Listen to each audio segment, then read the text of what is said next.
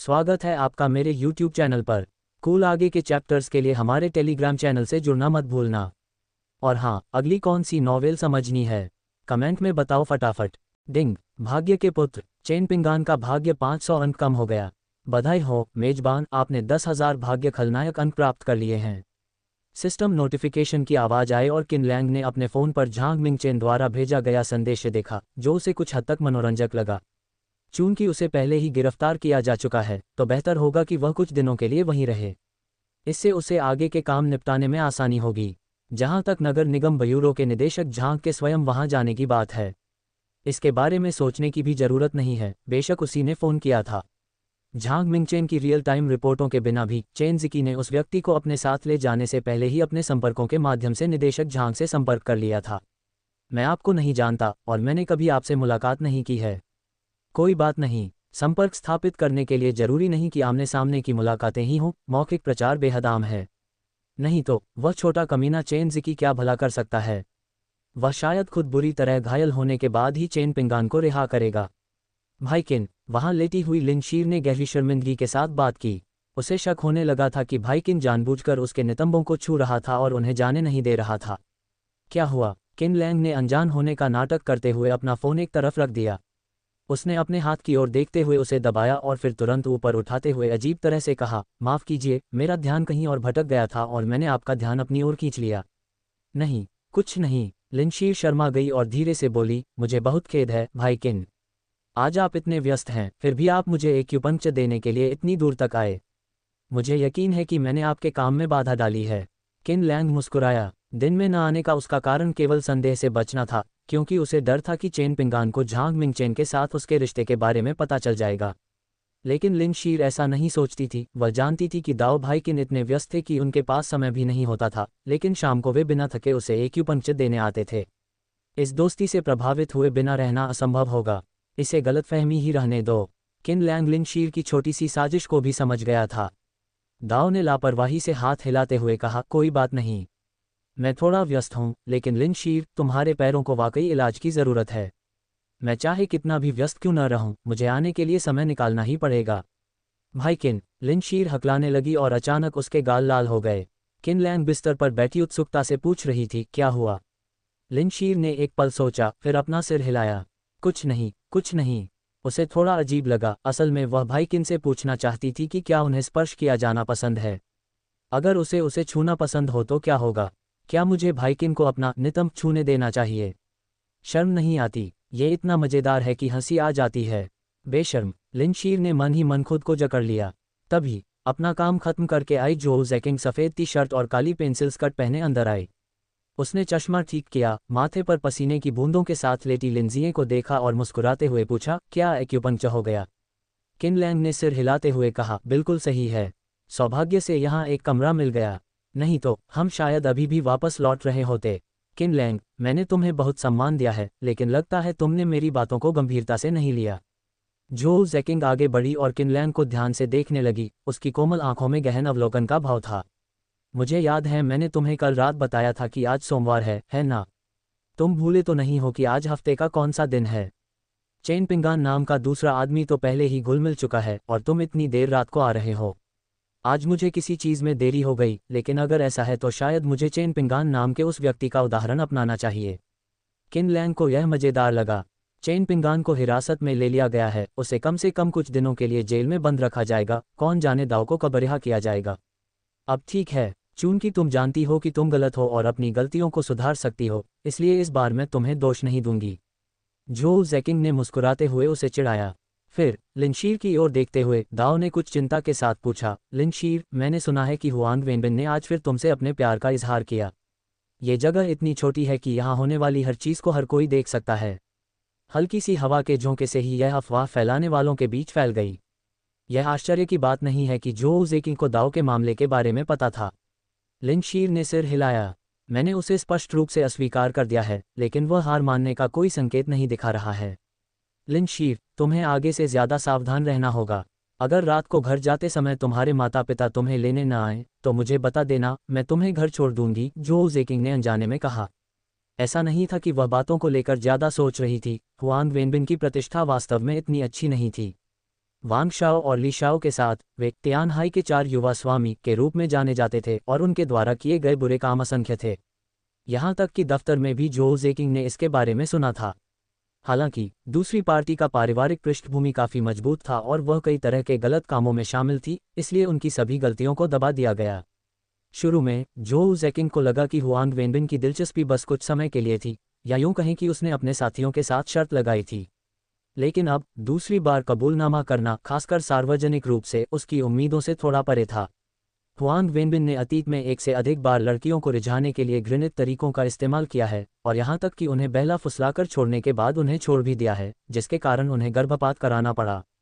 अरे नहीं, मैंने इसके बारे में पहले कभी नहीं सुना। लिन शीर डर के मारे थोड़ा पीछे हट गई।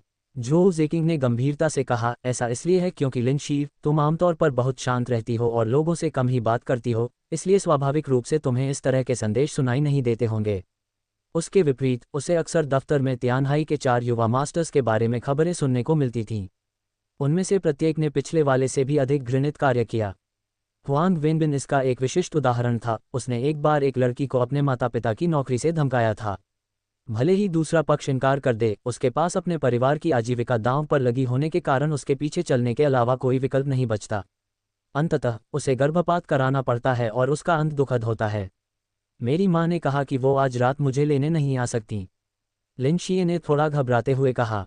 जोउ जेकिंग ने हाथ बढ़ाकर लिन शीर के माथे पर थपथपाया, प्यार से मुस्कुराते हुए कहा, डरो मत, यह महज अफवाह हो सकती है। आखिरकार मैंने इसे अपनी आंखों से नहीं देखा, लेकिन अगर तुम डर रही हो तो मैं तुम्हें वापस ले जाऊंगी। खांसी खांसी। किन लैंग ने अपनी मुट्ठी भींची, हल्की खांसी की, बगल में देखा, फिर अपना सिर वापस सफ़ेद दीवार की ओर घुमाया और 2 बार और खांसी की। जोउ जेकिंग ने शरारती मुस्कान के साथ सोचा कि दाओ को क्या हुआ है। किन लैंग को देखकर उसे चिढ़ाने की तीव्र इच्छा हुई, इसलिए उसने जानबूझकर पूछा, क्या तुम्हें सर्दी लग गई है? मेरे पास यहाँ सर्दी की दवा है। लिन शीर ने जल्दबाजी में मामले को संभालने की कोशिश करते हुए कहा, भाई किन को चिढ़ाना बंद करो, वह तो बस अच्छा बनने की कोशिश कर रहा था। बोलते बोलते वह किन लैंग की ओर मुड़ी और चिंता से दाओ से पूछा, भाई किन, क्या आप मुझे वापस ले जा रहे हैं? क्या आपके पास करने के लिए कुछ और काम नहीं है? किन लैंग ने कंधे उचकाते हुए कहा, तुम उसे वापस अपने साथ नहीं ले जा सकते। वह खुद की चीख से रक्षा भी नहीं कर सकती। ये बात समझ में आती है। जोउ जेकिंग किन लैंग से अपनी मुलाकात को याद करते हुए हंसे बिना नहीं रह सकीं। कुछ देर बातचीत करने के बाद अंततः ये तय किया गया कि लिन शीर को पहुंचाने का काम किन लैंग के कंधों पर डाला जाएगा।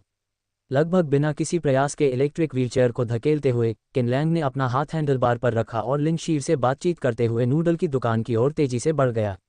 दुनिया भर की हर बात पर गपशप करना, बीते हुए कल को याद करते हुए भविष्य के सपने देखना। आमतौर पर कम बोलने वाली लिन शीर किन लैंग के सामने एक चिड़िया की तरह चंचल हो जाती थी और लगातार बकबक करती रहती थी। किन लैंग ने झुंझलाहट का कोई संकेत नहीं दिखाया और हर वाक्य का जवाब उसी क्षण दिया जब वह आया। जब वे नाश्ते की दुकानों वाली गली में पहुंचे तो लिन शीर ने देखा कि उसके घर की ओर एक बड़ी भीड़ जमा है। भीड़ के बीच से उसे टूटी हुई तह वाली मेजें और कुर्सियां भी दिखाई दी और ये देखकर उसका चेहरा तुरंत पीला पड़ गया। भाई किन, जल्दी करो, जल्दी करो, लिन शीर ने चिंता से उसे आग्रह किया। किन लैंग को ठीक ठीक पता था वह क्या सोच रही है। उसने तुरंत पीछे से उसके कंधों को पकड़ लिया, अपनी गति बढ़ा दी और आगे की ओर दौड़ पड़ा। टायर जमीन पर जोर से घिसटते हुए गिरे और किन लैंग को लिन शीर को गिरने से बचाने के लिए उसका कंधा पकड़ना पड़ा। भीड़ भाड़ से जूझते हुए ही आप बारीकियों को देख सकते हैं।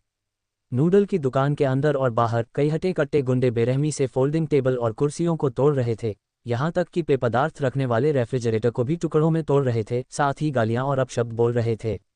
धिक्कार है, यहाँ नूडल्स खाने के बाद मेरे भाई को दस्त हो गए।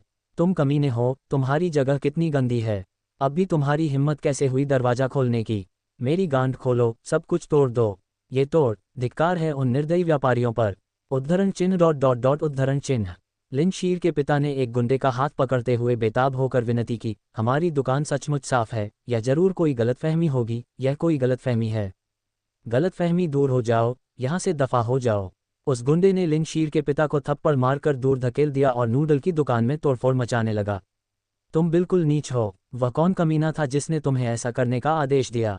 हमारी नूडल की दुकान लगभग 10 साल से खुली है और वहाँ खाने से आज तक किसी को दस्त नहीं हुए हैं। तुम सब कमीने हो। तुम रुको, मैं अभी पुलिस को फ़ोन कर रहा हूँ। लिन शीर की माँ ने जोर जोर से गालियाँ देते हुए अपने आंसू पोंछे और जल्दी से अपना फ़ोन निकालकर पुलिस को फ़ोन किया। एक बदमाश दौड़कर आया और उसने उसके चेहरे पर एक जोरदार थप्पड़ मार दिया। जैसे ही लात लिन शीर की मां के चेहरे पर पड़ने ही वाली थी, किन लैंग ने चकमा दिया और गुंडे को बगल से लात मारी, जिससे वह मुंह के बल जमीन पर गिर पड़ा। श्रीमान किन, आप यहाँ क्यों हैं? लिन शीर की मां ने अचानक प्रकट हुए किन लैंग को कुछ अचंभित होकर देखा। उसका दिल पूरी तरह से उस नूडल की दुकान के प्रति समर्पित था जिसमें तोड़फोड़ की गई थी। यही वह चीज़ थी जिस पर उसका परिवार जीवन यापन के लिए निर्भर था। उनके पास दर्शकों की भीड़ की परवाह करने का समय नहीं था। इसी समय उन्हें पता चला कि उनकी बेटी को किन लैंग वापस लेकर आया था। चाचा जी, चाची जी, रोइए मत और पुलिस को बुलाने की जल्दी मत कीजिए। उन्हें इसे तोड़ने दीजिए। किन लैंग ने इशारा किया और लिन शीर के माता पिता को अपने पास बुलाया। उस जगह पर तोड़फोड़ करने वाले बदमाशों का इरादा शुरू में अपने साथी का बदला लेने का था, लेकिन किन लैंग को देखकर वे पीछे हट गए। मुझे थोड़ी झिझक हो रही है।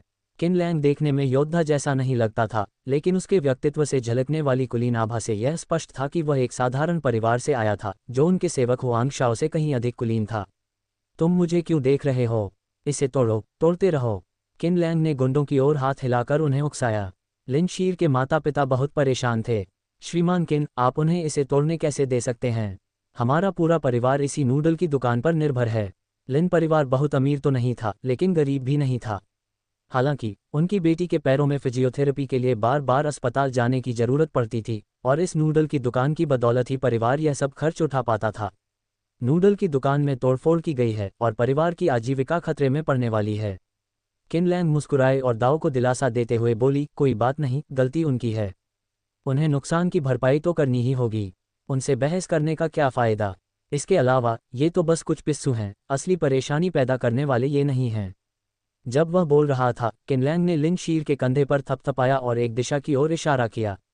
लिन शीर ने नज़र का पीछा किया और तुरंत चौंक गई। ये हुआंग वेनबिन है। ये कैसे हो सकता है? जो जेकिंग के अपार्टमेंट में मैंने जो खबर सुनी थी, उसे याद करते हुए ऐसा लगा मानो एक धागा सब कुछ आपस में जोड़ रहा हो। नूडल की दुकान पूरी तरह से तहस नहस हो गई और कुछ बदमाश गाली गलौज करते हुए चले गए। वे खुद पर बेहद खुश थे। उन्हें लगा था कि तोड़फोड़ के बीच में ही पुलिस आ जाएगी, लेकिन उन्हें ये देखकर हैरानी हुई कि उन्होंने सब कुछ तोड़फोड़ कर दिया था और अभी भी वे आज़ाद थे। उन्होंने इसे एक सफल मिशन माना। ज़्यादा से ज़्यादा उन्हें गिरफ्तार करके कुछ दिनों के लिए जेल में डाल दिया जाएगा, जिसके बाद उन्हें एक बड़ा इनाम मिलेगा और वे बेफिक्र जिंदगी जिएंगे। जैसे ही वे वहां से जाने लगे, उन्होंने प्रदर्शन करना बंद कर दिया और एक दूसरे के कंधों पर हाथ रखकर हंसने लगे। उन्हें जरा भी अंदाजा नहीं था कि उनका स्वागत पुलिस ने नहीं, बल्कि निर्दयी स्कारलेट डेटुरा ने किया। मेरी नूडल की दुकान। लिन शीर की मां ने अपने आंसू पोंछे। उन्हें लगा जैसे उनके साथ अन्याय हुआ है। लिन तियानलिन किनारे से ये सब देख रहा था और बेचैन महसूस कर रहा था।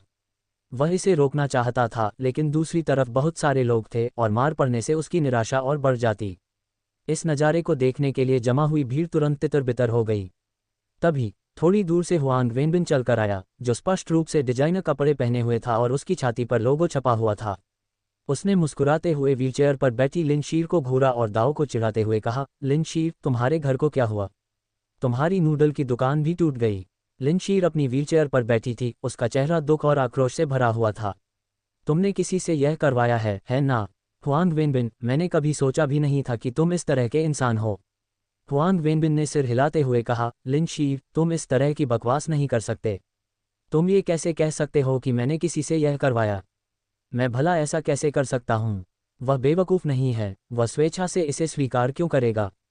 भले ही सबको सच्चाई पता हो, लेकिन जब तक उस जगह पर तोड़फोड़ करने वाले गुंडे उसे बेनकाब नहीं करते, तब तक सबूत कौन जुटा सकता है? लिन शीर, मैं समझ सकती हूँ कि तुम्हारा परिवार आर्थिक रूप से बहुत संपन्न नहीं है। नूडल की दुकान के बिना तुम्हारा गुजारा कैसे चलेगा?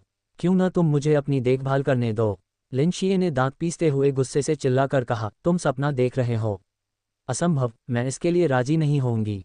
अगर कोई हमारी नूडल की दुकान में तोड़फोड़ करता है, तो हम पुलिस को बुलाएंगे और उनसे हर्जाना वसूलेंगे। हम फिर भी एक और दुकान खोल सकते हैं। हुआंग वेनबिन ने ताली बजाई और जीभ चटकाते हुए कहा, वाह क्या बात है, इसमें तो हिम्मत है। उद्धरण चिन्ह। लेकिन क्या होगा अगर वे सभी लोग कर्जदार निकले? पुलिस द्वारा भुगतान करने का आदेश दिए जाने पर भी क्या होगा अगर उनके पास पैसे न हों? क्या आप उनकी एक किडनी बेच सकते हैं? अरे अरे, हुआंग वेनबिन मुस्कुराया। ये पहली बार नहीं था जब उसने इस विधि का प्रयोग किया था। उसने देनदारों के कई बैच बदले थे और यह हमेशा कारगर साबित हुई थी। उसके जैसी छोटी बच्ची उससे लड़ने की कोशिश कर रही है। मैंने 2 बार उससे संपर्क किया, लेकिन वह अब भी सहमत नहीं हुआ। क्या यह उसे छल कपट का सहारा लेने के लिए मजबूर नहीं कर रहा है? हुआंग वेनबिन की निगाहें लिन शीर के दोनों सुंदर पैरों पर टिक गईं। वह सचमुच ये जानने के लिए उत्सुक था कि दोनों पैरों से विकलांग होने के बावजूद किसी के पैर इतने खूबसूरत कैसे हो सकते हैं। हमें इसका ध्यानपूर्वक अध्ययन करना होगा। तुम इतने बेशर्म कैसे हो सकते हो? लिन शी एक पल के लिए अवाक रह गई। घटनाक्रम के इस मोड़ से उसके माता पिता भी हैरान रह गए। अगर कोई निकम्मा उनकी दुकान तोड़ देता है तो वे मुआवजे का दावा कैसे कर सकते हैं? अगर हम उन निकम्मों को गिरफ्तार करके 10 या 8 साल के लिए जेल में डाल भी दें तो क्या फ़र्क पड़ता है? जिस नूडल की दुकान पर उसका परिवार अपनी आजीविका के लिए निर्भर था, वह अब बंद हो गई है। इसके अलावा इसमें कई लोग शामिल हैं। क्या उन्हें सचमुच कई सालों तक जेल में बंद किया जा सकता है? अपने सामने मुस्कुराते हुए हुआंग वेनबिन को देखकर लिन परिवार के तीनों सदस्यों की रीढ़ की हड्डी में सिहरन दौड़ गई। इतनी कम उम्र में भी इतनी चालाक क्यों? अचानक किनलैंग ने आह भरी और खेद भरी नज़रों से हुआंग वेनबिन को देखा, मानो वह किसी ऐसे आवारा कुत्ते को देख रहा हो जिसे उसके घर से निकाल दिया जाने वाला हो। नासमझ बच्चे, तुम इतने शरारती कैसे हो सकते हो? अगर तुम्हारे पिता को पता चल गया तो वो तुम्हारी खाल उतार देंगे। तुम कौन हो? इससे तुम्हारा क्या लेना देना है? हुआंग वेनबिन ने भौहें चढ़ाईं। वह किनलैंग से बहुत नाराज था, लेकिन उसे लगा कि किनलैंग से खिलवाड़ करना ठीक नहीं है, इसलिए उसने जानबूझकर उसे निशाना नहीं बनाया।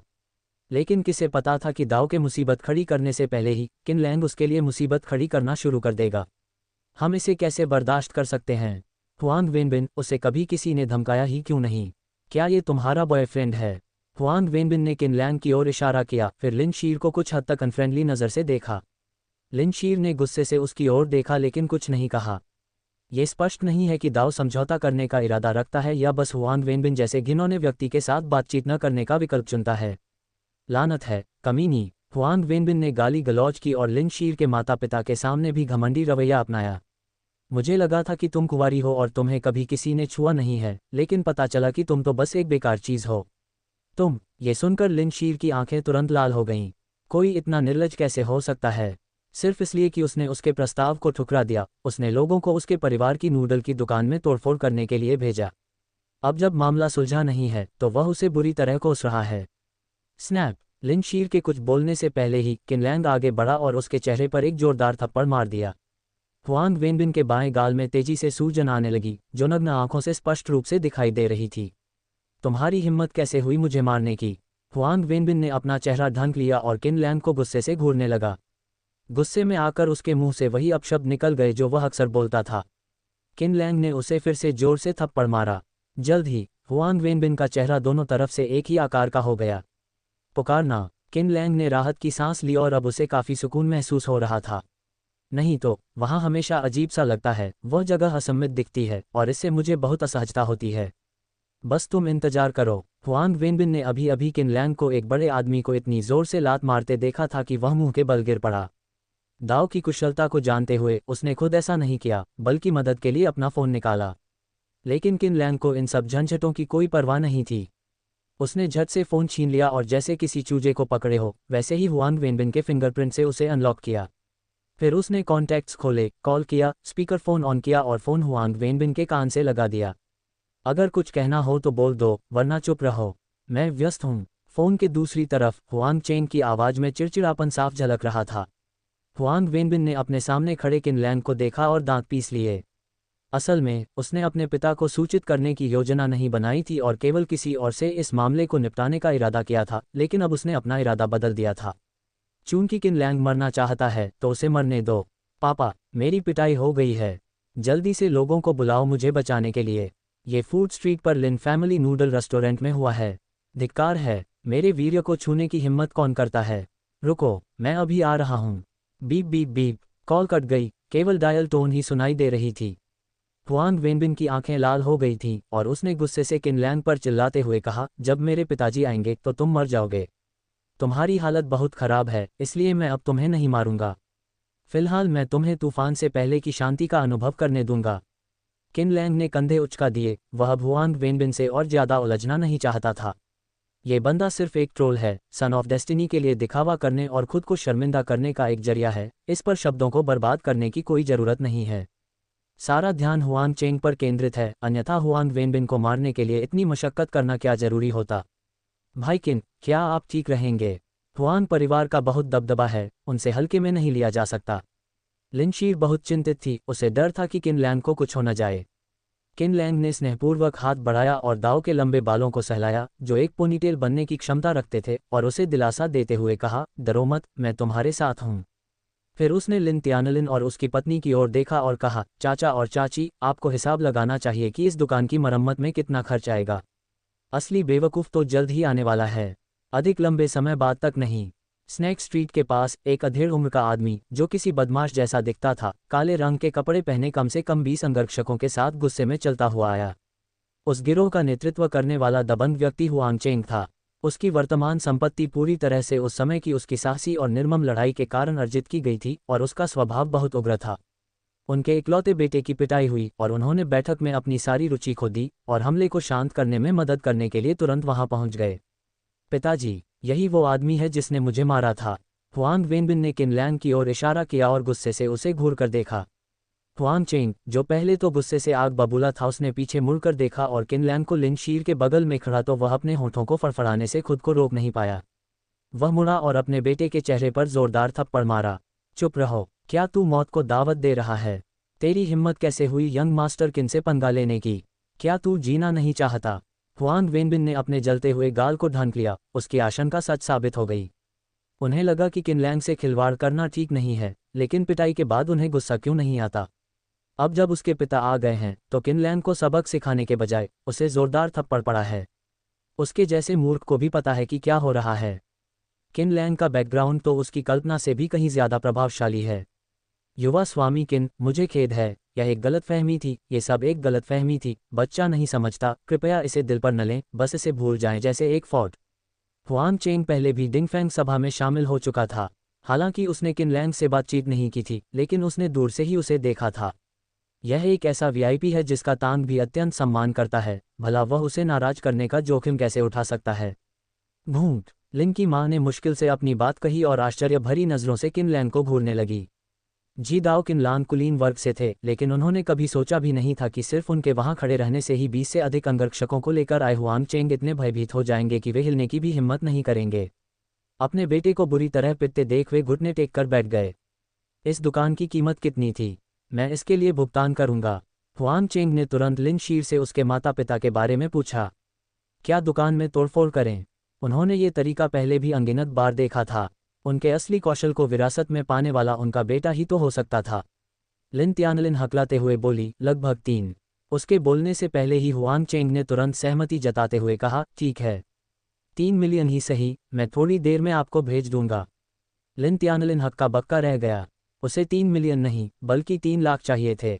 हालांकि उन्हें लगा कि चूंकि उनकी नूडल की दुकान इतने सालों से चल रही है और उसकी कुछ प्रतिष्ठा भी है, इसलिए उन्हें केवल स्पष्ट नुकसान के आधार पर कीमत नहीं बतानी चाहिए, इसलिए वे कुछ देर तक हिचकिचाते रहे। लेकिन किसने सोचा होगा कि हुआंग चेंग 3 मिलियन की मांग करेगा। सिर्फ वो ही नहीं, बल्कि लिन शीर और उसकी बेटी भी काफ़ी डर गई थीं। हुआंग वेनबिन पीछे से ये सब देख रहा था, उसे बेहद नाराजगी महसूस हो रही थी, फिर भी वह जानता था कि दाव के पिता का व्यवहार किन लांग कैड का संकेत था। किन लांग से कैसे निपटा जाए, अब उसमें हिम्मत नहीं बची थी, इसलिए वह अपना सारा गुस्सा लिन परिवार पर ही निकाल सका। उसकी आंखों में एक भयावह चमक दिखाई दे रही थी। श्री हुआंग, क्या आप अधिक मुआवजा देकर इस मामले को निपटाने की कोशिश कर रहे हैं? किन लैंग के चेहरे पर चंचल मुस्कान थी। हुआंग चेंग ने विनती करते हुए कहा, युवा स्वामी किन, बच्चा सचमुच नासमझ है। वह मेरा इकलौता बेटा है। कृपया दयालु बने और इस मामले को जाने दें। मैं मुआवजे का 10 गुना भुगतान करने को तैयार हूँ। कृपया बच्चे को इसके लिए दोषी न ठहराएं। एक पल के लिए यहाँ आओ। किन लैंग अस्त व्यस्त नूडल की दुकान में दाखिल हुई। दुकान पूरी तरह से गंदी थी, लेकिन फिर भी अंदर कदम रखने की जगह थी। हुआंग चेंग आज्ञाकारी होकर पास झुक गया और किन लैंग के फ़ोन की स्क्रीन देखते ही उसकी आंखें तुरंत लाल हो गईं। किन लैंग ने अपने फ़ोन पर फोटो को कुरेदते हुए कहा, बॉस हुआंग, आपकी पत्नी का बहुत ही अच्छा रखरखाव हुआ है, काफ़ी गोरी है ना? हुआंग चेंग का चेहरा पहले पीला पड़ा और फिर बैंगनी हो गया। इससे कोई फर्क नहीं पड़ता कि कौन सा आदमी किसी दूसरे के फ़ोन पर अपनी पत्नी की तस्वीर देखता है। हाँ, भले ही आपको त्वचा का रंग दिखाई दे रहा हो, फिर भी यह आरामदायक होने की संभावना नहीं है। और तो और, ये हुआंग चेंग जैसा एक खूंखार और सख्त आदमी है। एक सीधा सादा, अडिग आदमी। उसने अपने गुस्से को दबाने की कोशिश की, लेकिन वह इसे और अधिक देर तक रोक नहीं सका, और यहाँ तक कि किन लैंग का सामना करते समय भी उसके शब्द कठोर हो गए। ऐसा नहीं था कि वह किन लैंग पर हमला करना चाहता था, बल्कि यह उसके दिल की गहराइयों से निकला एक प्रहार था। उसके चेहरे की मांसपेशियां कांप रही थीं और उसके दांत किटकिटा रहे थे। युवा स्वामी किन, क्या आप कुछ ज्यादा ही आगे नहीं बढ़ रहे हैं? किन लैंग हंसते हुए बोला, बॉस हुआंग, मुझे लगता है कि आपने गलत समझा है। मैं उस तरह का व्यक्ति नहीं हूँ। वह जानता था कि हुआंग चेंग जैसे बॉस, जो साधारण शुरुआत से ऊपर उठे थे, उन सभी ने ऐसे समय का अनुभव किया था जब वे कंगाल थे। उनकी जीवन शैली के अनुसार, अगर मैं 2000 युआन में एक युवती के साथ खेल सकता हूं, तो 4 बार बासी नमकीन सब्जियां खाने के लिए 500 युआन खर्च करने में क्या हर्ज है? ये थोड़े रूखे स्वभाव वाले बॉस अविश्वसनीय रूप से मितव्ययी हैं। कुछ लोगों को पैसे बचाने की कोशिश में पुराने जमाने के अचार वाली सब्जियों का स्वाद भी पसंद आने लगा। लेकिन किन लैंग को इसमें कोई दिलचस्पी नहीं थी। उसने दाव की ओर हल्के से मुस्कुराते हुए कहा, शर्मिंदा मत हो। मेरे पास इस तरह की और भी बहुत सी जानकारियां हैं। तुम उनमें से एक हो, अकेले नहीं। मैंने आज आपको विशेष रूप से मुआवजा मांगने के लिए नहीं, बल्कि कुछ बातें बताने के लिए फ़ोन किया था, ताकि आप किसी और के बेटे की परवरिश करते हुए अंधेरे में न मरें। हुआंग चेंग ने ऊपर देखा, उसकी आंखों में संदेह और छिपा हुआ गुस्सा था। उसे किन लैंग बेहद भयावह लगा। उसके फ़ोन में उसकी पत्नी की निजी तस्वीरें थीं, जो एक अविश्वसनीय रूप से विशाल खुफिया नेटवर्क का संकेत देती हैं। लेकिन अब यह आदमी अपने ही बेटे को मुसीबत में फंसा रहा है। क्या ये हद से ज़्यादा नहीं हो रहा? क्या तुम मुझ पर विश्वास नहीं करते? किन लैंग ने फ़ोन की स्क्रीन पर स्वाइप किया और तस्वीरें लगातार दिखाई देने लगीं। महिला मुख्य किरदार अपरिवर्तित रहती है, लेकिन अन्य मुख्य पात्र बदलते रहते हैं। उनमें युवा पुरुष, बड़े पेट वाले अधेड़ उम्र के पुरुष और सबसे भयावह बात यह है कि एक घिनौना, काले रंग का बड़ा अधिकारी भी शामिल है। हुआंग चेंग का चेहरा उदास और अनिश्चित था। पिछले कई वर्षों से वह कंपनी के कामों में व्यस्त थे और बाहर कई सामाजिक कार्यक्रमों में भी आते जाते रहते थे, जिसके चलते उन्होंने घर पर अपनी पत्नी की उपेक्षा की थी। लेकिन मुझे कभी उम्मीद नहीं थी कि यह बुढ़िया उससे भी ज़्यादा चालाक होगी। यहाँ विदेशी महिलाएं भी हैं। एक गहरी सांस लेते हुए हुआंग चेंग ने पहले ही तय कर लिया था कि वह वापस आकर अपनी पत्नी से निपटेंगे, लेकिन उनका अपने बेटे के साथ कोई इरादा नहीं था। उन्होंने शांत भाव से कहा, धन्यवाद युवा स्वामी किन, अपने व्यस्त कार्यक्रम से समय निकालकर उस महिला के बारे में पता लगाने के लिए जो परिवार की प्रतिष्ठा को धूमिल कर रही है। मैं वापस आकर सब कुछ ठीक कर दूंगा। किन लैंग ने भौहें चढ़ाईं। ऐसा लग रहा था कि हुआंग चेंग को अब भी पूरा यकीन था कि हुआंग वेनबिन उसका जैविक पुत्र है। ये बहुत दुख की बात है। हुआंग वेनबिन एक धूर्त व्यक्ति है। इस घटना के बाद वह निश्चित रूप से लिन शीर के परिवार को नहीं छोड़ेगा। मैं आसानी से बीच में जाकर उसे मार सकता था, लेकिन अब जब मुझे चाकू दिया जा रहा है, तो इसका इस्तेमाल क्यों न करूं? इससे हुआंग चेंग भी उसका एहसानमंद हो जाएगा, एक ऐसा एहसान जिसकी उसे जल्द ही जरूरत पड़ सकती है। लगता है श्री हुआंग को मुझ पर विश्वास नहीं है। किन लैंग चुपचाप अपने फ़ोन से खेलते हुए एक सवाल पूछ रहा था। हुआंग चेंग ने व्यंग्यात्मक मुस्कान के साथ कहा, युवा स्वामी किन, ज़्यादा मत सोचिए। वेनबिन की नाक और आंखें बिल्कुल मेरी जैसी दिखती हैं। इसके अलावा कोई और कारण नहीं है। क्या आपने पितृत्व परीक्षण कराया है? आपका बेटा अकेला ऐसा नहीं है जो आपकी तरह दिखता हो। बोलते बोलते किन लैंग ने वह फ़ोन, जिससे वह अभी खेल रहा था, हुआंग चेंग के सामने रख दिया। तस्वीर में दिख रही महिला अभी भी हुआंग चेंग की पत्नी है, लेकिन इस बार जिसके साथ वह यौन संबंध बना रही है, वह कोई और व्यक्ति है। वह देखने में हुआंग चेंग जैसा ही लगता है, लेकिन वह निश्चित रूप से हुआंग चेंग नहीं है। वो छोटा कमीना, मैं उसे जान से मार डालूंगा। जब हुआंग चेंग ने तस्वीर देखी, खासकर उसमें मौजूद आदमी को, तो वह तुरंत गुस्से से आग बबूला हो गया। तस्वीर में दिख रहा व्यक्ति कोई और नहीं बल्कि उसका अपना भतीजा था। वो कमीना, उसने अकेले ही उसे कंपनी में उच्च पद पर पदोन्नत कर दिया, और अब उसे जो चाहे वो मिल जाता है, और इस कमीने ने अपनी पत्नी को धोखा भी दिया। अगर कोई और होता तो हुआंग चेंग इस बात पर विचार भी नहीं करता कि उसका बेटा उसका जैविक बच्चा है या नहीं, लेकिन अब जब उसका भतीजा भी सामने आ गया है, तो वह संदेह करने से खुद को रोक नहीं पा रहा है। क्योंकि उनका भतीजा काफ़ी हद तक उन्हीं की तरह दिखता था, और हुआंग चेंग के समय में परिवारों में अक्सर कई बच्चे होते थे, जिनमें सबसे बड़े और सबसे छोटे बच्चे की उम्र में संभवतः 20 साल का अंतर होता था। हुआंग चेंग का भतीजा है, जो उससे केवल 2 साल छोटी है। अगर उसकी पत्नी का 20 साल से भी पहले उसके भतीजे के साथ वाकई अफेयर था, तो शायद हुआंग वेनबिन सचमुच। हुआंग चेंग को शक होते देख किन लैंग ने जहर की एक और तेज खुराक मिलाई। बॉस हुआंग, आप जैसे लोग जो बाहर मौज मस्ती करते हैं, वे न तो उत्तेजना के लिए और न ही रखेल रखने के लिए कोई सावधानी बरतते हैं, है ना? इतने साल बीत गए, क्या आपके कोई नाजायज़ बच्चे हैं? धमाका। हुआंग चेंग का दिमाग सुन्न हो गया। मुझे थोड़ी घबराहट और डर महसूस हुआ, और मेरी पीठ पर ठंडे पसीने आने लगे। डरिए मत, यह एक बीमारी है लेकिन लाइलाज नहीं है। अब सबसे महत्वपूर्ण बात बीमारी का इलाज करना नहीं बल्कि उसे रोकना है। अपनी मेहनत से कमाई गई दौलत को बाहरी लोगों के हाथों में पड़ने से बचाएं। किन लैंग ने आह भरी, हुआंग चेंग के कंधे पर थपथपाया और बाहर चला गया। काफी देर बाद हुआंग चेंग बाहर आया और उसने फोन करके अपने सचिव को निर्देश दिया कि वह लिन तियानलिन के मोबाइल फोन खाते में पूरे 5 मिलियन ट्रांसफर कर दे। तभी वह अपने बेटे के पास गई। हुआंग वेनबिन वहीं खड़ा रहा, उसके अंदर अभी भी घृणा भरी हुई थी। जब उसके पिता उसके पास आए तो उसने धीमी आवाज में कहा, पिताजी, इस आदमी का क्या इतिहास है? आपने मुझे सिखाया है कि हार को स्वीकार करना चाहिए। भले ही हम इस लड़के को हरा न सकें, अगली बार हमें लिनशीर को परेशान करने का मौका जरूर ढूंढना चाहिए, वरना मैं इसे बर्दाश्त नहीं कर पाऊंगा। उद्धरण चिन्ह। हुआंग चेंग ने मुड़कर हुआंग वेनबिन को ठंडी निगाहों से, उसकी आंखों में चमक थी। उसने अपने अंगरक्षक से लाठी छीनी, धीरे धीरे हुआंग वेनबिन के पास गया और हुआंग के कुछ बोलने से पहले ही लाठी उसके सिर पर दे मारी और चिल्लाया, मैं तुझे मुसीबत खड़ी करना सिखाऊंगा, मैं तुझे मुसीबत खड़ी करना सिखाऊंगा, कमीने, मैं तुझे आज ही मार डालूंगा। हुआंग चेंग ने अपनी पूरी ताकत लगा दी और उस वार से तुरंत खून निकल आया। वह बेहद क्रोधित था। किन लैंग के बोलने से पहले उसे पूरा विश्वास था कि हुआंग वेनबिन उसका जैविक पुत्र है, लेकिन अब सच्चाई का पता चलने के बाद उसे लगा कि कुछ गड़बड़ है। खासकर उसका मुंह, वह बिल्कुल उसके भतीजे के मुंह जैसा दिखता है। उन्होंने और भी अधिक जोश से लड़ाई लड़ी। आह, मुझे मारना बंद करो पिताजी, मुझे बख्श दो, मुझे मारना बंद करो। हुआंग वेनबिन दर्द से चिल्लाया, उसका सिर खून और मांस से लथपथ था। लिनशीर की मां पीछे हट गई और धीरे से बुदबुदाई, इतनी मेहनत कर रही है, क्या वह सच में उसका जैविक बेटा है? पहले उसे जियांगवान जिले के विला में ले जाओ। हुआंग चेंग ने अपने अंगरक्षकों को एक आदेश दिया, फिर पीछे मुड़े बिना ठंडे चेहरे के साथ वहां से चले गए। उसे और भी कई जरूरी काम निपटाने हैं, इस कमीने से निपटने का उसके पास समय कैसे हो सकता है? हुआंग वेनबिन, जिसका चेहरा खून से लथपथ था, उसकी ओर हाथ हिलाते हुए रोते हुए बोली, पिताजी, पिताजी, मुझे मत छोड़ो, मुझे डर लग रहा है।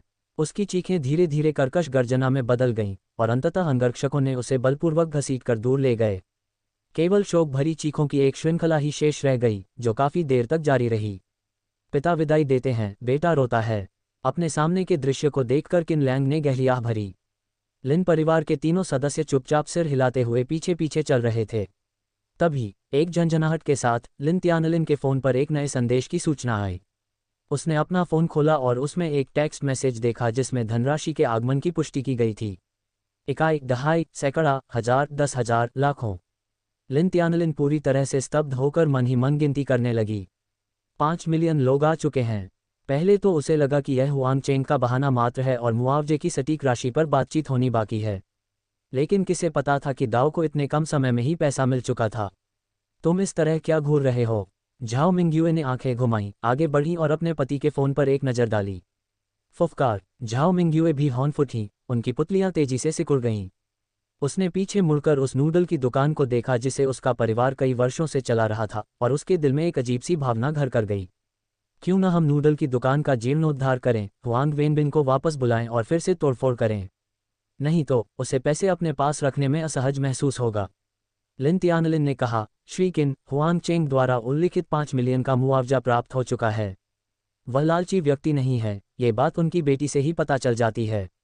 यदि किसी सामान्य परिवार को विकलांग बेटी का सामना करना पड़े तो चाहे वे उसे त्याग दें या न दें, दूसरा बच्चा पैदा करना अपरिहार्य होगा। लेकिन लिन तियानलिन ने ऐसा नहीं किया। दरअसल अपनी बेटी को नाराज न करने के लिए उन्होंने कभी दूसरे बच्चे के बारे में बात ही नहीं की। 5 मिलियन की भारी भरकम रकम का जिक्र तो करना ही क्या। ये सच है कि उसकी नूडल की दुकान में तोड़फोड़ हुई, लेकिन सभी नुकसानों को ध्यान में रखते हुए भी उसकी कीमत ज्यादा से ज्यादा 5 या 6 लाख युआन ही है। उसे इतने पैसे की जरूरत क्यों होगी? श्रीमान किन, इस बार हम 500,000 ले लें और आप शेष 4.5 मिलियन ले लें तो कैसा रहेगा? लिन तियानलिन ने गंभीरता से कहा कि हालांकि उन्होंने 45 लाख से अधिक की राशि दान कर दी, लेकिन उनके पास बचे 5 लाख रुपये नूडल की दुकान की मरम्मत के लिए पर्याप्त थे और इससे उन्हें काफ़ी पैसे की बचत हुई। किन लैंग मन ही मन मुस्कुराया। कुल राशि 5 मिलियन है। वह 4.5 मिलियन लेता है, लिन परिवार 5 लाख लेता है और वे इसे 90/10 के अनुपात में बांट लेते हैं। वह उन्हें लगातार श्रीकिन कहकर संबोधित करते रहे। श्रीकिन, अब वह भाग नहीं सकते, है ना? यहाँ किसका जिक्र किया जा रहा है? पुनर्जन्म से पहले गिरफ्तार किए गए श्रीकिन निश्चित रूप से वह व्यक्ति नहीं थे। अंकल, आंटी, कृपया मुझे हर समय सर कहना बंद करें। लिनशीर और मैं अब सहपाठी हैं। आप मुझे किनलैंग या सिर्फ शियाओकिन कह सकते हैं, कोई बात नहीं। इतना औपचारिक मत बनिए, किनलैंग ने मुस्कुराते हुए धीरे से कहा। इस पैसे की बात करें तो मेरा इसे लेने का कोई इरादा नहीं है। इस अतिरिक्त राशि को हुआंग चेंग और उनके बेटे की ओर से आपकी मानसिक पीड़ा के मुआवजे के रूप में समझें। इसके अलावा दुकान इस तरह से तहस नहस हो गई है, जो अच्छी बात नहीं है। आपको इस पैसे से एक बड़ी नूडल की दुकान खोलनी चाहिए। अगर आप काम का बोझ नहीं संभाल सकते तो कुछ लोगों को काम पर रख लीजिए। भविष्य में मुझे लिनशीर के साथ बिताने के लिए और अधिक समय मिलेगा, है ना? ये लिन तियानलिन को बात समझने में थोड़ी देर लगी, उसे पैसे पकड़ने में असहजता महसूस हो रही थी। झाओ मिंगयुए ने उसका हाथ खींचते हुए कहा, चलो अंदर चलते हैं। बाहर इस बारे में बात मत करना। क्या तुम्हें डर है कि किसी को पता नहीं चलेगा कि हमारा परिवार अमीर है? क्या तुम्हें डर नहीं है कि चोर हमें निशाना बनाएंगे? तीनों सदस्य घर लौट आए और मामले पर चर्चा करने लगे। हालांकि किनलैंग ने इसमें शामिल न होने का फैसला किया और लिनशीर के बेडरूम में कुछ देर चर्चा करने के बाद अपनी इलेक्ट्रिक व्हीलचेयर पर बैठी लिनशीर ने दरवाजा खोला और बंद किया और किनलैंग के पास आए। उसके गाल अभी भी थोड़े लाल थे। मुझे नहीं पता कि दाओ लिन तियानलिन और झाओ मिंगयुए किस बारे में बात कर रहे थे, लेकिन इससे छोटी लड़की थोड़ी शर्मा गई। वह हकलाते हुए बोली, भाई किन, मैंने अभी अभी मम्मी पापा से इस बारे में बात की है और यह रकम वाकई बहुत ज़्यादा है। हमें इतनी रकम नहीं लेनी चाहिए। लेकिन आपको पैसे नहीं चाहिए। मेरे माता पिता इस पैसे से एक बड़ा नूडल रेस्टोरेंट खोलना चाहते हैं और फिर आप उसमें निवेश करके हर साल मुनाफे का एक निश्चित हिस्सा प्राप्त कर सकते हैं। क्या ये ठीक है? ज़रूर। किनलैंग के पास यहाँ बहस करने का समय नहीं था। तो फिर बात पक्की हो गई। मुझे उम्मीद है कि जल्द ही खुलने वाला नया लिन फैमिली नूडल रेस्टोरेंट बहुत सफल होगा। हाँ। लिनशीर ने अपना छोटा सा सिर जोर से हिलाया। कमरा एकदम शांत हो गया और दोनों में से किसी ने कुछ नहीं कहा। लिनशीर ने अपना सिर झुकाया और चुपके से अपनी आंख के कोने से किनलैंग पर नजर डाली, उसे ध्यान से परखते हुए। उसकी नज़रें ठुड्डी से ऊपर उसके होंठों तक गईं और जब उसकी नज़रें किनलैंग की आंखों से मिलीं तो उसने तुरंत अपना सिर नीचे कर लिया और उसके गालों पर शर्मिंदगी और भी गहरी हो गई। किनलैंग ने अपना चेहरा छुआ और व्यंग्यात्मक मुस्कान के साथ पूछा, क्या हुआ? लिनशीर थोड़ी घबराई हुई थी, उसकी आवाज़ कांप रही थी। किन भाई किन, आप मेरे साथ इतना अच्छा व्यवहार क्यों कर रहे हैं? अगर आज किनलैंग न होती तो शायद उसके परिवार को एक भयानक आपदा का सामना करना पड़ता। किनलैंग ने बड़ी रकम भी लेने से इनकार कर दिया। बिना किसी कारण के अच्छी चीज़ें कैसे हो सकती हैं? अपने माता पिता की कही बातों को याद करते हुए लिनशीर के मन में भी उसी दिशा में विचार आने लगे। तुम्हें क्या लगता है, बेवकूफ़ लड़के? किनलैंग अपनी जगह बदलकर लिनशीर के बगल में। उसने हाथ बढ़ाकर उसके बालों को प्यार भरी नज़रों से सहलाया, मानो कुछ कहना चाहता हो लेकिन खुद को रोक रहा हो, बिना कुछ स्पष्ट कहे। कितना नीच इंसान है! आप इस वाक्य के बाद कुछ भी लिख सकते हैं। उदाहरण के लिए, तुम्हें क्या लगता है? बेवकूफ़ लड़की, बेशक यह इसलिए है क्योंकि मैं अमीर हूँ और नखरे दिखाना पसंद करती हूँ। या फिर शायद, तुम्हें क्या लगता है? बेवकूफ़ लड़के, बेशक मैं तुम्हें पसंद करती हूँ। एक वाक्य जोड़ने से अर्थ पूरी तरह बदल जाता है। स्पष्टतः लिनशीर बाद वाले के बारे में अपनी ही कल्पनाओं में खोया हुआ था और उसने शर्म से अपना सिर नीचे कर लिया, लगभग अपना चेहरा अपनी गर्वित छाती में छिपा लिया। लेकिन कुछ समय बाद अपने पैरों के बारे में सोचते हुए लिनशीर फिर से उदास हो गई और थोड़ी शर्मिंदगी और झुंझलाहट के साथ उसने अपनी व्हीलचेयर पर हाथ फेरते हुए दुखी होकर कहा, काश मैं चल पाती, काश मेरे पास यह व्हीलचेयर न होती। अगर ये व्हीलचेयर न होती, अगर वो खड़ी हो पाती, तो वो एक सामान्य इंसान होती और शायद सचमुच भाईकिन के साथ होती। लिनशीर जितना ज़्यादा इसके बारे में सोचता गया उतना ही ज़्यादा उसे दुख होने लगा। उसे लगा था कि उसे व्हीलचेयर में बैठने की आदत हो गई है, लेकिन अब उसे एहसास हुआ कि वह उस व्यक्ति से कभी मिली ही नहीं थी जिसने उसे खड़े होने के लिए इतना उत्सुक कर दिया था। अब जब वह भाईकिन से मिल चुका है तो उसे अपने बेकार पैरों पर पछतावा होने लगा है। किनलैंग ने दाओ को दिलासा देते हुए कहा, चिंता मत करो, सब ठीक है। क्या मैंने तुमसे नहीं कहा था कि तुम्हारा पैर ज़रूर ठीक हो जाएगा? तुम फिर से खड़े हो पाओगे। इसके अलावा भले ही लिनशीर अभी इस व्हीलचेयर पर बैठी है, फिर भी वह इस पर लेट सकती है। बेशक ये सिर्फ एक अस्थायी विचार है। लिनशीर अभी तक खड़े होने और चलने में सक्षम नहीं है। पैरों की सर्जरी के बाद उन्हें निश्चित रूप से कुछ समय के लिए पुनर्वास व्यायाम करने की आवश्यकता होगी। किनलैंग को लगा कि उसने जिन परिदृश्यों की कल्पना की थी वे पैरों की मांसपेशियों को बनाए रखने के लिए बहुत उपयुक्त थे। लिनशीर जैसी समझदार लड़की भला उसे प्रसन्न करने की कोशिश क्यों नहीं करेगी, जबकि वह ऐसा करके खुद में सुधार भी कर सकती है और दूसरों को भी खुशी दे सकती है। कुछ देर बातचीत करने के बाद किनलैंग अपने परिवार की निगरानी में स्नैक स्ट्रीट से निकल गया। झाओ मिंगयुए दरवाजे पर खड़ी थी। उसने अपने पति की बांह को धक्का दिया और अपनी भौहें ऊपर उठाईं। मैंने तुमसे कहा था, किनलैंग को शायद हमारी लिनशीर पर क्रश है। वरना वह लिन शीर के लिए इतनी मेहनत क्यों करता, उसके पैरों का इलाज क्यों करवाता और उन अमीर बच्चों को सबक क्यों सिखाता। माँ, बकवास करना बंद करो। भाईकिन ने कभी ऐसी कोई बात नहीं कही। अगर उसे पता चल गया तो अगली बार मैं उसका सामना कैसे करूंगी। भाईकिन तो बस एक अच्छे इंसान हैं, वो मुझे परेशान होते हुए नहीं देख सकते। लिन शीर ने बेहद शर्मीली होकर झाओ मिंग्युए से नखरे से कहा। लिन तियानलिन ने सहमति में सिर हिलाया। मुझे लगता है लिन शीर सही कह रही है। हालांकि किनलैंग का बैकग्राउंड प्रभावशाली है, लेकिन उनका चरित्र बेदाग है और उनकी परवरिश बेहतरीन हुई है। ये बहुत संभव है कि उन्होंने शिक्षक जोओ के अनुरोध को मानकर हमारी बेटी का विशेष ध्यान रखा हो। किनलैंग जैसा प्रतिभाशाली लड़का अपनी मनचाही किसी भी प्रेमिका को पा सकता था, तो वह हमारी लिन शीर के लिए इतना कुछ कैसे कर सकता था। यह महज एक संयोग है, इससे ज्यादा कुछ नहीं। इस बारे में ज्यादा मत सोचो, कहीं लिन शीर नाराज न हो जाए। झाओ मिंग्युए ने अपनी आंखें घुमाईं। वह अपने पति से और कुछ कहने में बहुत आलसी थी। इसका कोई उपयोग नहीं है। यह आदमी इतना संकीर्ण सोच वाला है कि उसे रोमांटिक रिश्तों की बिल्कुल भी समझ नहीं है। वह मुड़ा और घर के अंदर चला गया। तुम क्यों भाग रहे हो? तुम मुझसे बहस नहीं कर सकते, इसलिए भाग रहे हो, है ना? लिन तियानलिन जोर से चिल्लाए। झाओ मिंग्युए बिना कुछ कहे मुड़ गई, लेकिन उसके होठों से केवल 2 शब्द निकले। इडियट शब्द बहुत ही क्लासिक है। झाओ मिंग्युए, तुमने हद पार कर दी। चुप रहने से मैं कुछ देख नहीं पाऊंगी, ऐसा मत सोचो। तुमने मुझे बेवकूफ़ कहा। लिन शीर यही है। तुमने मुझसे कहा था कि लिन शीर के सामने मेरा अपमान मत करो। क्या तुम भूल गई हो?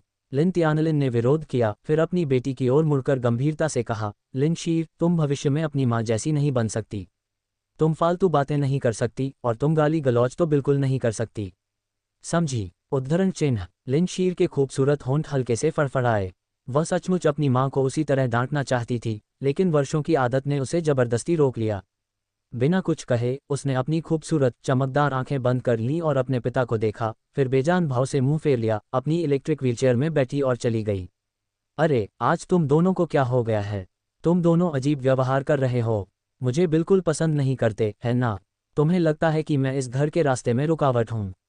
ठीक है, मैं चली जाऊंगी, ठीक है। लिन तियानलिन थोड़ा नाराज और दुखी महसूस कर रही थी।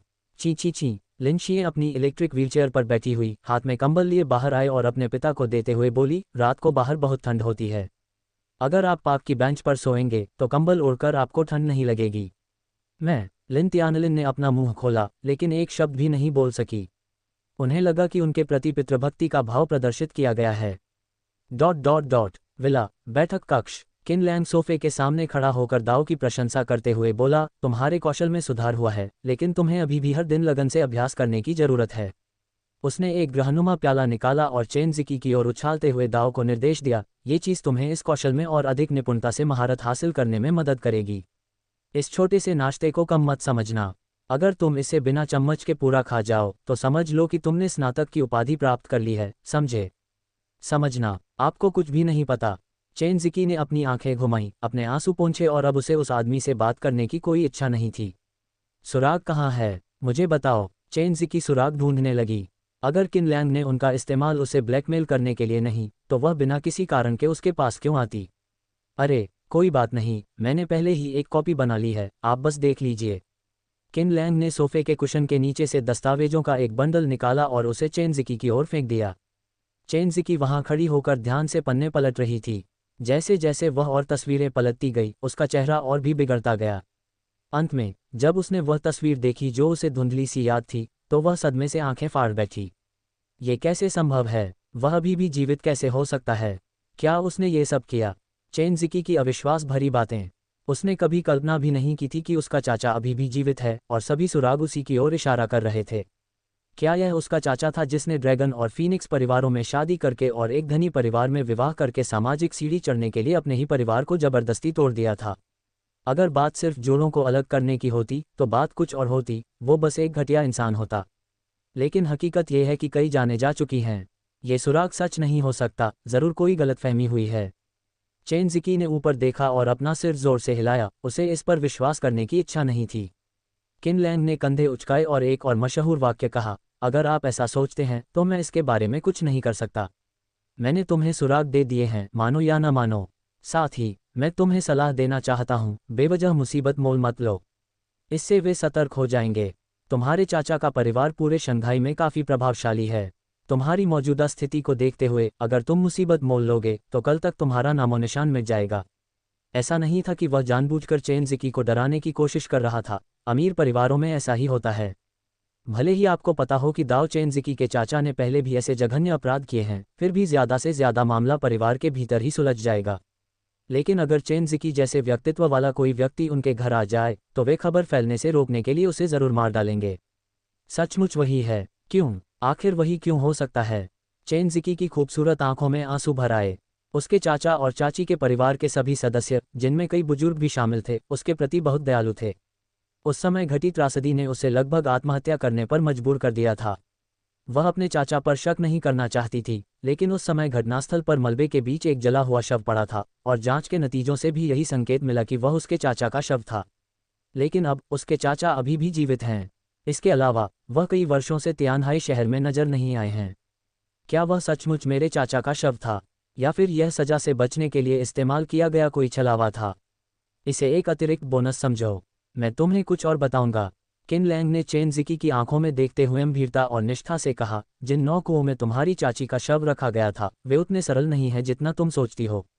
वे पीड़ित आत्माओं को दबाने का एक साधन है, जीवित लोगों के लिए खुद को सांत्वना देने का एक तरीका है, ताकि उन्हें उन आत्माओं के सताने का डर न रहे। चेन ज़िकी का चेहरा पीला पड़ गया। उसने अपने चाचा के बारे में सोचा जो अभी भी जीवित थे, और उसे एहसास हुआ कि संभवतः वही इस सब के पीछे का निर्दयी मास्टरमाइंड था। उन्होंने न सिर्फ उसकी चाची की हत्या की, बल्कि उसकी आत्मा को भी दबाना चाहते हैं। लोगों में आत्मा होती है या नहीं, इस सवाल को एक तरफ रखते हुए केवल इस क्रूरता ने ही चेन ज़िकी की रूह कंपा दी। क्या तुम उसे अभी मार डालना चाहती हो? चेन ज़िकी ने दांत पीसते हुए गुस्से से घूर कर कहा। किन लैंग ने सिर हिलाया। तुम उसे मारो या ना मारो, इससे मुझे कोई लेना देना नहीं है। मैं तो बस चेन पिंगान नाम के उस आदमी से बहुत परेशान हूँ। क्या इसका फिर से चेन पिंगान से कोई संबंध है? चेन ज़िकी ने भौहें चढ़ाते हुए कहा। क्या तुम मुझे चेन पिंगान से निपटने के लिए उकसा रहे हो? किन लैंग ने अपनी आंखें घुमाईं। ये कहना जरूरी है कि चेन ज़िकी ने बिल्कुल सही बात कही थी, लेकिन वह इसे स्वीकार कैसे कर सकता था? उसने व्यंग्यपूर्वक कहा, क्या तुम अपनी क्षमताओं को ज़रूरत से ज़्यादा आंक रहे हो? क्या मुझे जिससे चाहूँ उससे निपटने के लिए तुम्हारी मदद की ज़रूरत है? मैं और कुछ नहीं कहूँगा। तुम थक गए हो, अब जा सकते हो। चेन ज़िकी के जाने से शोक, क्रोध और कड़वाहट का मिला जुला भाव रह गया। उसने कभी कल्पना भी नहीं की थी कि जिस मामले की वह इतने सालों से जांच कर रही थी, उसका अंत इस तरह होगा। जांच आवश्यक है, लेकिन क्या मेरे चाचा का अभी भी जीवित होना ही सबसे बड़ा सबूत नहीं है? उसी समय किनलैंग द्वारा उसके दिल में एक बीज बो दिया गया था, साथ ही 9 कुओं की व्यवस्था करने वाले व्यक्ति के प्रति घृणा का बीज भी। जब तक वह चेन पिंगान से पूछताछ करती रहेगी, तब तक वह निश्चित रूप से उसे इन 9 कुओं के मामले में शामिल करने में सक्षम हो जाएगी। आखिरकार ये चीज़ मूल रूप से चेन पिंगान के गुरु द्वारा स्थापित की गई थी, और मूल रचना में इसका उद्देश्य चेन ज़िकी और स्कारलेट दतूरा और चेन पिंगान के बीच उलझाव पैदा करना था। फिलहाल के लिए हे चाहे वो स्कारलेट दतूरा हो या चेन ज़िकी, उनके व्यक्तित्व को देखते हुए उनका चेन पिंगान से आगे कोई संबंध नहीं होगा। अंत में केवल तीव्र हत्या करने की इच्छा ही शेष रह गई थी। चेन ज़िकी के चले जाने के बाद किनलैंग ऊपर की ओर चला गया और कुछ नाराज़गी से खुद से बुदबुदाते हुए बोला, तुम कब तक छुपकर बातें सुनने की योजना बना रहे हो? वह भी बेडरूम में दाखिल ही हुआ था कि स्कारलेट डेटूरा भी उसके पीछे पीछे अंदर आ गई। किलर रैंकिंग में शीर्ष 3 में स्थान पाने वाली इस महिला हत्यारे के पास अद्वितीय गुप्त कौशल है, यहाँ तक कि चेन ज़िकी जैसी अनुभवी पुलिस वाली भी उसे पकड़ नहीं पाए। दुर्भाग्यवश किनलैंग के विरुद्ध ये किसी काम का नहीं था। वे शब्द जानबूझकर स्कारलेट डेटूरा को सुनाने के लिए कहे गए थे। चेन ज़िकी को चेन पिंगान से अकेले ही संबंध तोड़ने क्यों दिया गया, जबकि वह स्कारलेट दतूरा को भी अपने साथ ले जा सकता था? किसने ये संभव किया कि जिसे दबाया जा रहा था वह उसकी अपनी मां थी? बड़ी सहजता से स्कारलेट डेटूरा को ऊपर उठा लिया गया। टोलू, तुम में वाकई बहुत हिम्मत है, मेरे सामने छिपकर बातें सुनने की हिम्मत कैसे हुई? स्कारलेट दतूरा ने दांत पीसते हुए कहा, किनलैंग, क्या तुमने मेरी बहन को जो बताया वह सच है? क्या वह आदमी अभी भी जिंदा है? उसने जीवित व्यक्ति को अपना पिता नहीं कहा और वह कुछ खोई खोई सी लग रही थी। क्या आपको स्थिति समझ नहीं आ रही? क्या आपको इन मुद्दों पर मुझसे सवाल करने का अधिकार भी है? स्कारलेट दतूरा ने बोलते हुए कहा, किनलैंग, मैं तुम्हें जाने नहीं दूंगी। देर सवेर मैं तुम्हें अपने हाथों से मार डालूंगी। अगर तुम में हिम्मत है तो मुझे अभी मार डालो। मुझे मार डालो, कमीने। क्रोधपूर्ण गालियां और दहाड़ें आपस में मिल गईं। दाव की स्थिति से अनभिज्ञ लोग सोच सकते हैं कि इसमें कोई गहरी दुश्मनी शामिल थी, लेकिन वास्तव में किनलैंग को पहले से ही सच्चाई पता थी। अचानक इतनी कड़ी आलोचना की ओर यह बदलाव क्यों आया? कुछ तो गड़बड़ है ना? ऐसा लग रहा था मानो वे उसे क्रोधित करने की बेताब कोशिश कर रहे हों। क्यों? किन लैंग ने चिकित्सा उपकरण पकड़े हुए थे, उनके होठों पर हल्की सी मुस्कान थी। ऐसा लग रहा था कि स्कारलेट डेटुरा को इलाज की आदत हो चुकी थी। आपको हाल ही में चल रहे उपचार से काफ़ी लाभ हुआ होगा। हालांकि वह संतुलन बनाए रखना भी जानता था, न तो उस पर बहुत ज़्यादा दबाव डालना और न ही उसे बहुत ज़्यादा आराम करने देना। एक चमत्कारी चिकित्सक के रूप में उपचार जारी है। ... स्कारलेट डेटुरा ने गहरी सांस ली, उसकी निगाहें किन लैंग पर टिकी थीं, दांत पीसते हुए बोली, काश मैं तुम्हारा मांस खा पाती। आह, ये बिल्कुल अचानक हुआ। किन लैंग को लगा कि उसने स्कारलेट डेटुरा को काफ़ी देर तक चिढ़ाया है, इसलिए उसे कम से कम उसकी एक विनती तो माननी ही चाहिए। चूंकि उसने यह मुद्दा उठाया है, इसलिए मैं अनिच्छा से सहमत हो जाऊंगा। स्कारलेट डेटुरा ने यह इच्छा पूरी करके बहुत ही दयालुता दिखाई है। डिंग, होस्ट ने नायिका स्कारलेट डेटुरा को पकड़ लिया है। बधाई हो, होस्ट, आपको डेस्टिनी विलेन पॉइंट्स जोड़ 100,000 मिले हैं। क्योंकि स्कारलेट डेटुरा शारीरिक बनावट के कारण इनाम के तौर पर डेस्टिनी विलेन पॉइंट्स दोगुने हो गए हैं।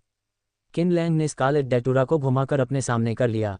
इस समय स्कारलेट डेटुरा पहले से ही एक तरह के सदमे में थी, उसकी खूबसूरत आंखें बेजान सी हो गई थीं, वह खाली निगाहों से आगे घूर रही थी, उसका दिमाग पूरी तरह से खाली था, मानो उसे अल्जाइमर रोग हो गया हो। इलाज में धीरे धीरे प्रगति की आवश्यकता होती है। उपचार के पहले चरण के बाद दूसरा चरण स्वाभाविक रूप से शुरू हो जाएगा। अब आप कैसा महसूस कर रहे हैं? किन लैंग ने धीमी आवाज में मरीज की हालत के बारे में पूछताछ की। स्कारलेट डेटुरा काफ़ी देर तक खाली निगाहों से देखती रही, फिर उसे होश आया। उसने किन लैंग को घूरते हुए दांत पीसते हुए कहा, काश मैं तुम्हें मार सकती। उसने अचानक वाक्य के बीच में ही विषय बदल दिया। मुझे बहुत घबराहट और डर महसूस हो रहा था। ऐसा लगता है कि उसे और इलाज की ज़रूरत है। मरीज के प्रतिरोध को देखते हुए ये स्पष्ट था कि अभी भी कोई अंतर्निहित बीमारी है और खुराक बढ़ाने की आवश्यकता है। किन लैंग ने एक हाथ से स्कारलेट डेटुरा को हुक से नीचे उतारा और दूसरे हाथ से दाव की पीठ थपथपाते हुए उसे समझाया, हालांकि इलाज एक प्रक्रिया है और हम बहुत आक्रामक नहीं हो सकते। आपको कल रात आराम करना चाहिए और वापस नहीं आना चाहिए। स्कारलेट डेटुरा चली गई, वह दीवार के सहारे चलती रही। जाने से पहले उसकी निगाहें किन लैंग के हाथ पर टिकी थीं जो उसकी पीठ के निचले हिस्से को सहला रहा था, और उसे अपने दिल में एक अजीब सी अनुभूति हुई। ऐसा प्रतीत हुआ मानो उसने अप्रत्यक्ष रूप से किन लैंग के विरुद्ध जीत हासिल कर ली हो। किन लैंग से मिलने के बाद से यह शायद एकमात्र ऐसा मौका होगा जब उसने किसी मैच में बढ़त हासिल की हो। अगले दिन जो जेकिंग को पर्याप्त सम्मान दिलाने के लिए किन लैंग तियानहाई विश्वविद्यालय गया। समय की पाबंदी की वजह से दोपहर में कोई क्लास नहीं थी, लेकिन बाई शियाओयुन का फ़ोन आने के बाद मैं तुरंत वहां पहुंच गया। जैसे ही उसने घर में कदम रखा, लोलिता शैली में सजी बाई शियाओयुन अपनी लंबी टांगों पर सफ़ेद मोजे पहने हुए दौड़कर उसके पास आए और एक अबाबील की तरह उसकी बाहों में समा गई। उसने दोनों हाथों से किन लैंग की गर्दन को कसकर गले लगाया और अपनी गालों से उसकी गर्दन को सहलाया, मानो वह उसके लिए तड़प रही हो। भाई भाई, बाई शियाओयुन ने मुंह बनाकर बचकानी आवाज में बुदबुदाया, मानो वह अपनी सारी चाहत जाहिर करना चाहती हो, लेकिन जब शब्द निकले तो सिर्फ भाई शब्द ही रह गया। बाकी के बारे में मैं कुछ भी नहीं कह सकता। किन लैंग ने छोटी बच्ची के सिर को प्यार से सहलाया। असल में उनका इरादा गेंद लेकर आगे बढ़ने के लिए उसे पीला कार्ड दिखाने का था। लेकिन फिर मैंने सोचा, अगर मैं गेंद लेकर किसी पर हमला कर दूं तो क्या हुआ? वह शारीरिक रूप से इतना मजबूत है कि मेरी रक्षा कर सकता है। क्या हुआ? क्या स्कूल में किसी ने तुम्हें तंग किया, या फिर तुम्हारे पापा से कुछ लेना देना है? किन लैंग ने बाई शियाओयुन को नीचे उतारने की कोशिश की, लेकिन उसका हाथ फिसल गया। उसने उसकी सुडौल जांघों पर 1, 2, 4, 5, 6, 7 बार दबाया, फिर कुछ शर्मिंदा होकर कहा, मेरा हाथ फिसल गया। तुम्हारी त्वचा बहुत अच्छी है। बाई शियाओयुन ने शर्म से अपना सिर नीचे कर लिया, जैसे कोई छात्रा गलती कर बैठी हो और प्रधानाध्यापक ने उसे पकड़ लिया हो, और वह अपने भाई के जूतों को सीधे सामने घूरने लगी। जहां तक इस बात का सवाल है कि उसने अपने सफ़ेद स्नीकर्स को देखने के बजाय नीचे क्यों देखा, क्या ये स्पष्ट नहीं है? ये दिखाई देना चाहिए। अपनी कम उम्र के बावजूद बाई शियाओयुन में असाधारण रूप से उच्च भावनात्मक बुद्धिमत्ता है।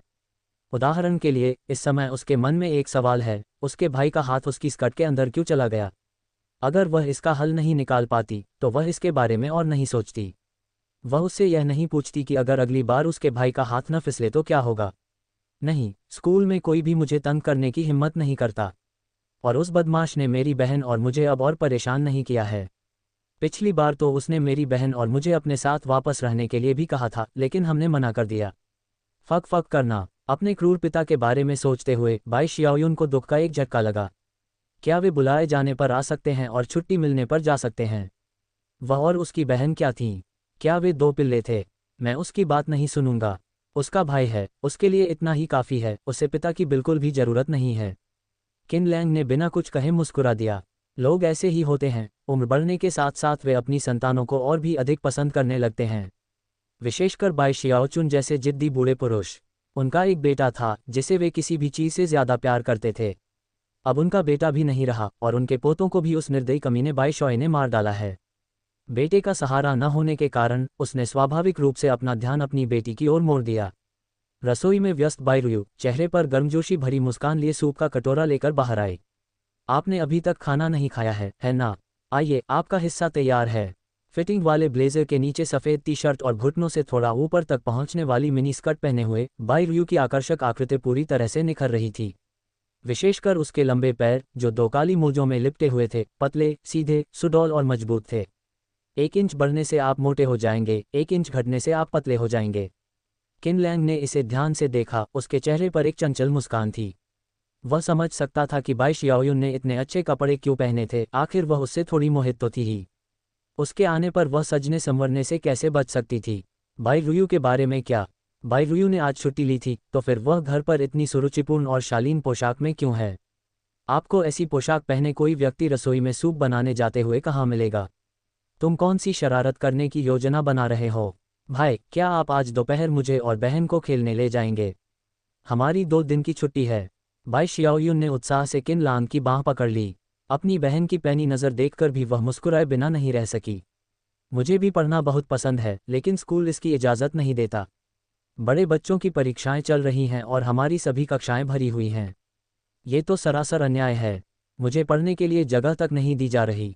किन लैंग ने प्रशंसा में अपनी जीभ चटकाए और बाई शियाओयुन के सिर पर थपथपाते हुए। मैंने कभी सोचा भी नहीं था कि इतनी कम उम्र में ही तुमने दुख का सामना मुस्कुराते हुए करना सीख लिया है, ये सचमुच प्रशंसनीय है। बस उसे लाड़ प्यार करते रहो, देर सवेर वो पूरी तरह बिगड़ जाएगी। बाई रुयू ने आंखें घुमाईं और सोचने लगी कि दाओ हॉट क्या सोच रही है। अपनी बहन को इतना खुश देखकर उसे भी खुश होना चाहिए था। लेकिन अहम बात यह है कि किन लैंग का अपने और अपनी बहन के प्रति रवैया पूरी तरह से अलग था। वह हमेशा अपनी छोटी बहन को बहुत लाड़ प्यार करता था, जिससे वह हमेशा बुरा महसूस करती थी। किन लैंग ने बिना कुछ कहे मुस्कुराते हुए खाना परोसने में मदद करने के लिए उसके पीछे रसोई में चली गई और मुस्कुराते हुए उसके कान में फुसफुसाया, क्या हुआ, क्या तुम जल रहे हो? तुम ये क्या बकवास सोच रही हो? मैं भला तुमसे कैसे जल सकती हूँ? बाई रुयू, जिसकी छोटी सी चाल बेनकाब हो गई थी, ने नाक सिकुड़ते हुए कहा। जाहिर तौर पर वह इसे स्वीकार करने को तैयार नहीं थी। उसने रसोई के बाहर देखा और ये देखकर कि उसकी बहन अंदर नहीं आई है, ठंडे लहजे में कहा, तुम्हें बाई शियाओयुन के साथ छेड़छाड़ करने की अनुमति नहीं है, ये हमारा समझौता है। किन लैंग ने सिर हिलाया, फिर अचानक उत्सुक हो गया, अगर बाई शियाओयुन कुछ लापरवाही भरा काम कर दे तो क्या होगा? आह, ये। बाई रुयू पहले तो किन लैंग को खरी खोटी सुनाना चाहती थी, लेकिन फिर उसने अपनी बहन के मोहित व्यवहार के बारे में सोचा, खासकर जब वह किन लैंग को देखती थी तो वह कितनी प्यारी और भोली लगती थी। अचानक असमंजस में पड़कर दाव हकलाते हुए बोला, तो आपको मना करना होगा, कम से कम इस अवधि के दौरान तो नहीं। उसने आह भरी, उसे समझ नहीं आ रहा था कि क्या करे। हालांकि उसकी छोटी बहन थोड़ी दीवानी थी, लेकिन वह बेहद जिद्दी भी थी। एक बार मन बना लेने पर कोई उसे बदल नहीं सकता था, यहाँ तक कि उसकी बड़ी बहन भी नहीं। अगर वह इस पर अड़ी रहती है तो हो सकता है कि अंततः वह अपने और अपनी बहन के बीच भी दरार पैदा कर दे। इस पर विचार करते हुए उसने अपनी द्वेषपूर्ण दृष्टि किन लैंग की ओर मोड़ी। मुझे बहुत गुस्सा आ रहा है, ये सब इसी आदमी की वजह से हुआ है। मुझे सच में नहीं पता कि दाओ और उसकी बहन ने अपने पिछले जन्मों में कौन से जघन्य अपराध किए थे कि अब उन्हें किन लैंग नाम के इस व्यक्ति से नुकसान हो रहा है। क्या तुम जानते हो कि मैं बाई शियाओयुन को इतना लाड़ प्यार क्यों करता हूँ? किन लैंग ने अर्थपूर्ण लहजे में कहा। क्योंकि तुम दोनों के विचार अलग अलग हैं। तुम्हारा क्या मतलब है? बाई रुयू पूरी तरह से असमंजस में थी।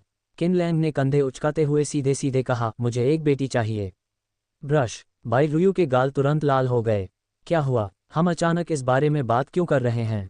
क्या ऐसा हो सकता है कि उन्हें पता चल गया हो कि मैं इतने समय से दवा ले रहा हूँ? कुछ तो गड़बड़ है। भले ही उसने दवा ले ली हो, लेकिन किन लैंग के व्यक्तित्व को देखते हुए उसे उससे इस तरह सवाल नहीं करने चाहिए थे। आखिरकार उनके पारिवारिक पृष्ठभूमि को देखते हुए अगर उनकी शादी के बाहर एक बेटी होती तो क्या यह उनके परिवार को ये घोषणा करने के बराबर नहीं होता कि वह शादी करने जा रहे हैं? क्या दाव पहले से ही किन लैंग की पत्नी के बारे में सोच रहा है? बाई रुयू के मन में विचारों का एक भयंकर तूफान उमड़ रहा था।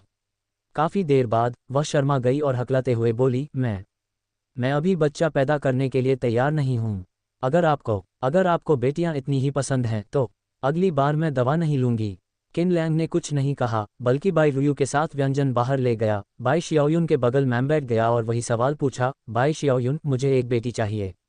बाई शियाओयुन की बड़ी बड़ी आंखों में एक चमक सी कौंध गई जब वह किन लैंग की बाहों में सिमट गई और बार बार कोमल मीठी आवाज में बुदबुदाने लगी, पापा पापा। किन लैंग ने बाई रुयू की ओर देखते हुए मुस्कुराते हुए बाई शियाओयुन के सिर को सहलाया। ऐसा लगता है मानो ये कह रहा हो, देखो यही अंतर है। बेशर्म। बाई रुयू ने आंखें घुमाईं और शर्माते हुए हल्की सी आवाज निकाली। मुझे सच में नहीं पता कि दाओ किन लैंग का दिमाग हमेशा तरह तरह के अजीब और बुरे विचारों से भरा क्यों रहता है। वह हमेशा इतने सारे विचित्र विचार कैसे सोच लेता है। क्या मुझे उन्हें पिताजी कहकर बुलाना होगा? ऐसा कैसे हो सकता है? साथ ही उसकी बहन के व्यवहार ने उसे चौंका दिया। ऐसा लगता है कि किन लैंग का सामना करते समय उसकी कोई सीमा नहीं थी। अब उसे इस बात की चिंता नहीं है कि किन लैंग कुछ ऐसा कर सकता है जिससे स्वर्ग और मनुष्य दोनों क्रोधित हो जाएं। उसे थोड़ी चिंता थी कि कहीं उसकी छोटी बहन किन लैंग ना खा ले। अरे बाप रे! जब उसने अपनी बहन की हरकतों पर ध्यान दिया तो यह विचार और भी अधिक संभावित हो गया। जब वह अपनी बहन की ही उम्र की थी तब वह अत्यधिक हीन भावना के कारण अक्सर अनजाने में झुक जाती थी। आखिरकार अपनी उम्र की दूसरी लड़कियों की तुलना में दोनों बहनें लगभग दूध देने वाली गायों जैसी थीं। लेकिन उसकी छोटी बहन में हीन भावना बिल्कुल भी नहीं थी। इसके बजाय वह हमेशा एक आंख वाले खरगोश का इस्तेमाल लार टपकाने और लोगों से टकराने के लिए करती थी। अगर यह घटना फुटबॉल के मैदान पर हुई होती तो उसे बहुत पहले ही लाल कार्ड दिखाकर मैदान से बाहर भेज दिया गया होता। ये तकनीकी फाउल है। ठीक है, खाना तैयार है। बाई शियाओयुन, मस्ती करना बंद करो और अपनी अपनी सीटों पर वापस जाओ, बाई रुयू ने आग्रह किया। बाई शियाओयुन अनिच्छा से किन लैंग के आलिंगन से निकली। जैसे ही खाने से भरी एक मेज पर खाना परोसा जा रहा था, एक पुरुष और एक महिला अंदर आए। उस आदमी का चेहरा चौकोर है, जैसे किसी टीवी सीरियल के नेक किरदार का। वह लंबा, आकर्षक है और उम्र बढ़ने के बावजूद बिल्कुल भी उदास नहीं दिखता, बल्कि उसके चेहरे पर उतार चढ़ाव और कहानियों का भाव झलकता है। उसका रंग थोड़ा पीला था। निर्देशक चू, आप यहाँ क्यों आए हैं? नए आने वाले को देखते ही बाई रुयू आश्चर्य से तुरंत खड़ी हो गई। जो व्यक्ति वहां पहुंचा वह कोई और नहीं बल्कि चू ग्रुप के चेयरमैन चू तियानपेंग थे। उनके बगल में उनकी अपनी बेटी चू मेंग्याओ बैठी थी। याओ याओ, तुम भी इतनी दूर से आई हो, तुमने हमें पहले से सूचना क्यों नहीं दी? बाई रुयू ने चू मेंग्याओ की ओर देखा और व्यंग्यात्मक मुस्कान के साथ शिकायत की। बाई और चू दोनों परिवार तियानहाई शहर के बड़े परिवार हैं और वे व्यापारिक और व्यक्तिगत संबंधों दोनों में एक दूसरे के साथ अक्सर बातचीत करते हैं। उनका आपस में संपर्क बनाए रखना बिल्कुल सामान्य बात है। चू तियानपेंग ने मजाक में दाव से पूछा, आपको कुछ और कटोरियों और चॉपस्टिक के सेट जोड़ने में कोई आपत्ति तो नहीं है? बाई रुयू ने तुरंत जवाब दिया, मैं अभी जाकर आपके लिए ले आती हूँ। इतना कहकर वह रसोई की ओर भागा। बाई शियाओयुन ने आज्ञाकारी ढंग से डायरेक्टर चू का अभिवादन किया, फिर उन्हें अनदेखा करते हुए चू मेंग्याओ का हाथ पकड़कर किन लैंग के पास गई और उनका परिचय देते हुए कहा, बहन याओ याओ, ये भाई किन लैंग हैं। ये बहुत काबिल हैं। पिछली बार इन्होंने ही मुझे उन बड़े बदमाशों से बचाया था। चू मेंग्याओ ने कुछ देर तक किन लैंग को देखा, फिर अचानक हंसते हुए अपना हाथ आगे बढ़ाया। नमस्ते किन लैंग, मेरा नाम चू मेंग्याओ है। हालांकि हमारी मुलाकात आज सुबह हुई थी, चलिए अब औपचारिक रूप से अपना परिचय दे देते हैं। किन लैंग ने विनम्रतापूर्वक उससे हाथ मिलाया और उसे मुट्ठी भर रोटी भेंट की। चू तो कैंपस की सबसे खूबसूरत लड़की है, तियानहाई विश्वविद्यालय में कौन उसे नहीं जानता। ये सब बाहरी लोगों द्वारा किए गए मनमाने चुनाव हैं, इनका कोई संदर्भ मूल्य नहीं है। मुझे बार बार स्कूल की सुंदरी कहना बंद करो, बस मुझे मेरे नाम से पुकारो। चू मेंग्याओ किन लैंग को जानती थी, आखिर उसने पूरी सुबह कक्षा में ही बिताई थी। हालांकि उन्होंने बात नहीं की थी, लेकिन कक्षा में प्रवेश करने के बाद से उसने कई बार किन लैंग की ओर देखा था। इसका इस बात से कोई लेना देना नहीं है कि मुझे ये पसंद है या नहीं, ये तो बस एक नए छात्र के बारे में सामान्य जिज्ञासा है। किन लैंग ने सिर हिलाया, लेकिन उसके मन में संदेह की भावना घर कर गई। चू मेंग्याओ याओ याओ, क्या ये गेम का वह साधारण सा सहायक किरदार है, वही जो हमेशा लोगों के सिर पर सवार रहता है? चू मेंग्याओ का क्या मतलब है? क्या वह भी किसी और के सिर पर सवारी करना चाहती है? हालांकि उन्होंने इसे स्पष्ट रूप से नहीं समझाया। कौन जानता है कि दाव का क्या अर्थ है? मुझे लगता है कि तुम कुछ अच्छा नहीं सोच रहे हो। चू मेंग्याओ ने अपनी खूबसूरत गुलाबी आंखों को सिकोड़कर किन लैंग को घूरा और धूर्तता से मुस्कुराए। वह बहुत बुद्धिमान है, वह एक नज़र में ही ज़्यादातर लड़कों के विचारों को समझ सकती है। बेशक ज़्यादातर लड़कों के मन में उसे देखकर सबसे पहले ऐसे ही विचार आते। नहीं, ऐसा नहीं है। किन लैंग ने पूरे मन से अपना सिर हिलाया। किसी विद्वान के विचारों को नेक इरादे से रहित कैसे माना जा सकता है? यह एक बिल्कुल सामान्य विचार है। ठीक है, तुम दोनों एक दूसरे को जानते हो। बाई शियाओयुन ने अपनी चमकदार आंखों को झपकाया, वह थोड़ी उलझन में दिख रही थी। किन लैंग का तियानहाई विश्वविद्यालय की अपनी यात्रा की घोषणा करने का कोई इरादा नहीं था। इसके बजाय उसने जानबूझकर लड़की के सिर पर हाथ फेरकर बात बदल दी। मैं उसे पहले नहीं जानता था, लेकिन अब जब तुमने उसका इस तरह परिचय कराया है तो मैं उसे कैसे नहीं पहचान सकता। ये सच है कि आप जिनके साथ रहते हैं वैसे ही बन जाते हैं। जिनसे भी आपका संपर्क होता है बाई शियाओयुन, वह बेहद खूबसूरत है। बाई शियाओयुन तारीफ सुनकर खुशी से झूम उठी और यहाँ तक कि एक आंख वाला खरगोश भी उछलने कूदने लगा। सौभाग्य से उसने लोलिता फैशन के कपड़े पहने थे जो अपेक्षाकृत ढीले होते हैं। अगर वह बाई रुयू जैसी होती जो अक्सर ऑफिस की वर्दी पहनती है तो बटन देखकर शायद उसकी जान निकल जाती। कुछ ही देर में बाई रुयू ने मेज पर गर्मागर्म कटोरे और चॉपस्टिक के 2 सेट रखे और चू पिता पुत्री को बैठने का इशारा किया। तभी उसने दाओ से पूछा, निर्देशक चू, आप आज यहाँ किस लिए आए हैं? और याओ याओ भी साथ हैं। आप सिर्फ खाना खाने तो नहीं आए हैं ना? चू तियानपिंग ने कुछ भी नहीं छिपाया और सीधे सीधे कहा, कंपनी में कुछ गड़बड़ हो गई थी। मैं असल में लाओ बाई से पैसे उधार लेने गई थी, लेकिन उन्होंने कहा कि आजकल उनका मूड नहीं है। उन्होंने कहा कि तुम दोनों बहनें हमेशा बाहर घूमती रहती हो और घर आने से मना कर देती हो। वो अकेले रहने वाले एक बूढ़े आदमी हैं और उनके पास कंपनी जाने की फुर्सत नहीं है। दोनों व्यवसायी थे, एक को आर्थिक कठिनाइयों का सामना करना पड़ रहा था और दूसरे को अपने पारिवारिक जीवन में बाधाओं का सामना करना पड़ रहा था। संयोगवश चू मिंग्याओ के बाई परिवार की बहनों के साथ अच्छे संबंध हैं। बाई शियाओचुन तैयार थी और चू तियानपिंग इच्छुक थी। इसी सहयोग के कारण वर्तमान स्थिति उत्पन्न हुई। चू तियानपिंग मूर्ख नहीं था, उसे यह बात देर सवेर कहनी ही थी, इसलिए वह तो बस एक समझाने बुझाने वाला व्यक्ति था। बाई रुयू की जिज्ञासा का फायदा उठाते हुए उसने अपना उद्देश्य स्पष्ट किया। सफलता की संभावना बढ़ाने के लिए उन्होंने भावनात्मक सहारा लेते हुए अपनी बेटी को भी बुला लिया। वह बेहद चालाक है। बाई रुयू का चेहरा पल भर में गंभीर हो गया और उसकी आवाज़ सख्त हो गई। ऐसा नहीं था कि वह चू तियानपिंग से असंतुष्ट थी, बल्कि वह उस व्यक्ति के साथ बहुत असहज महसूस कर रही थी जिसका वह प्रतिनिधित्व करता था। निर्देशक चू, बाई परिवार के बारे में कुछ ऐसी बातें हैं जो शायद आपको न पता हों। अगर आप मुझसे ऋण के बारे में बात करने भी आएंगे तो भी कोई फ़ायदा नहीं होगा। मैं पहले ही बाई परिवार की कंपनी छोड़ चुका हूं और अब श्री किन के लिए काम कर रहा हूं। श्रीमान किन। चू तियानपिंग ने अपनी निगाहें किन लैंग की ओर घुमाईं और एक नज़र में ही समझ गया कि यह युवक कोई साधारण व्यक्ति नहीं था।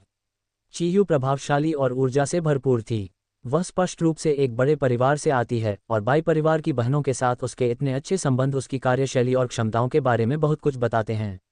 यह अप्रत्याशित था कि बाई रुयू जैसी व्यापारिक प्रतिभा भी उसके सामने झुक जाएगी। ऐसा लगता है कि उसने अपने सामने खड़े युवक को कमाका। गलत, कुछ तो गड़बड़ लग रही है। चू तियानपिंग बाई परिवार की बहनों को घर वापस जाने के लिए मनाने में इतना मग्न था कि उसे अचानक एहसास हुआ कि उसने किसी चीज़ को नज़रअंदाज कर दिया है। श्री किन, बाई रुयू के बॉस, जिनकी बेटी उन्हें किन लैंग कहकर बुलाती है। हे भगवान, आप श्री किन लैंग हैं। बड़े बड़े दृश्यों में अभिनय करने के आदि चू तियानपिंग भी किन लैंग की असली पहचान का पता चलने पर लगभग अपशब्द कहने ही वाले थे, लेकिन शुक्र है कि उन्होंने समय रहते खुद को रोक लिया। किन लैंग मुस्कुराया और सिर हिलाया। मेरा नाम किन लैंग है। श्री चू मुझे जानते हैं, ऐसा लगता है। मैंने इसके बारे में सुना है। चू तियानपिंग अपना पसीना पोंछना चाहता था, लेकिन मौजूदा हालात को देखते हुए उसके जैसे एक बुजुर्ग के लिए किन लैंग की पहचान से इतना डरना शर्मनाक होता, इसलिए उसने अनिच्छा से सिर हिलाया। चू तियानपिंग तियानहाई शहर में एक अत्यंत महत्वपूर्ण व्यक्ति हैं जो बाई शियाओचुन के बराबर हैं और उनका पारिवारिक व्यवसाय किसी भी तरह से कमतर नहीं है। मुझे हाल ही में कुछ परेशानी हुई है और कामकाज चलाने के लिए मुझे पैसों की ज़रूरत है, नहीं तो मुझे अपने शेयर बेचने पड़ेंगे। वह कभी किन लैंग से नहीं मिला था, न ही उसने उसकी कोई तस्वीर देखी थी। हम इसके बारे में कुछ नहीं कर सकते। किन लैंग की पृष्ठभूमि और पहचान ने उसे इस स्थिति में डाल दिया है। क्या आपने कभी किसी ऐसे प्रसिद्ध व्यक्ति को देखा है जो दुनिया भर में घूमता रहता है और उसके बच्चे होने की खबर ऑनलाइन फैलती है? जो कोई भी तस्वीरें लेने या उन्हें अंधाधुंध फैलाने की हिम्मत करेगा, उसे अगले दिन बंद कर दिया जाएगा, चाहे आप विश्वास करें या न करें। इसके अलावा आपके लिए कई तरह की मुसीबतें इंतजार कर रही हैं। हालांकि दोस्तों और व्यापारिक साझेदारों से बातचीत के माध्यम से चू तियानपिंग को पता चला कि यंजिंग का एक बड़ा अधिकारी तियानहाई आया था। मुझे बिल्कुल भी उम्मीद नहीं थी कि वह व्यक्ति किन लैंग होगा। निर्देशक चू, आपको शायद बाई परिवार के मामलों की जानकारी ना हो। कुछ चीज़ें उनके चले जाने के बाद याद आती हैं। बाई परिवार का विशाल साम्राज्य मेरे सामने इस बाई रुयू के अलावा कुछ नहीं है। बाई शियाओचुन ने उस समय हम बहनों के साथ जैसा बर्ताव किया था उसे देखते हुए भले ही हम बदला न लें, लेकिन मेरी बहन और मैं फिर कभी उसके इशारों पर नहीं चलेंगी। अगर आप उसके मध्यस्थ के रूप में काम करना जारी रखना चाहते हैं तो मैं पहले से ही माफ़ी मांगती हूँ। मुझे बस इतना ही कहना है, इसमें और कुछ जोड़ने की ज़रूरत नहीं है। बाई शियाओचुन ने दोनों बहनों के साथ जो किया वह बेहद निंदनीय है।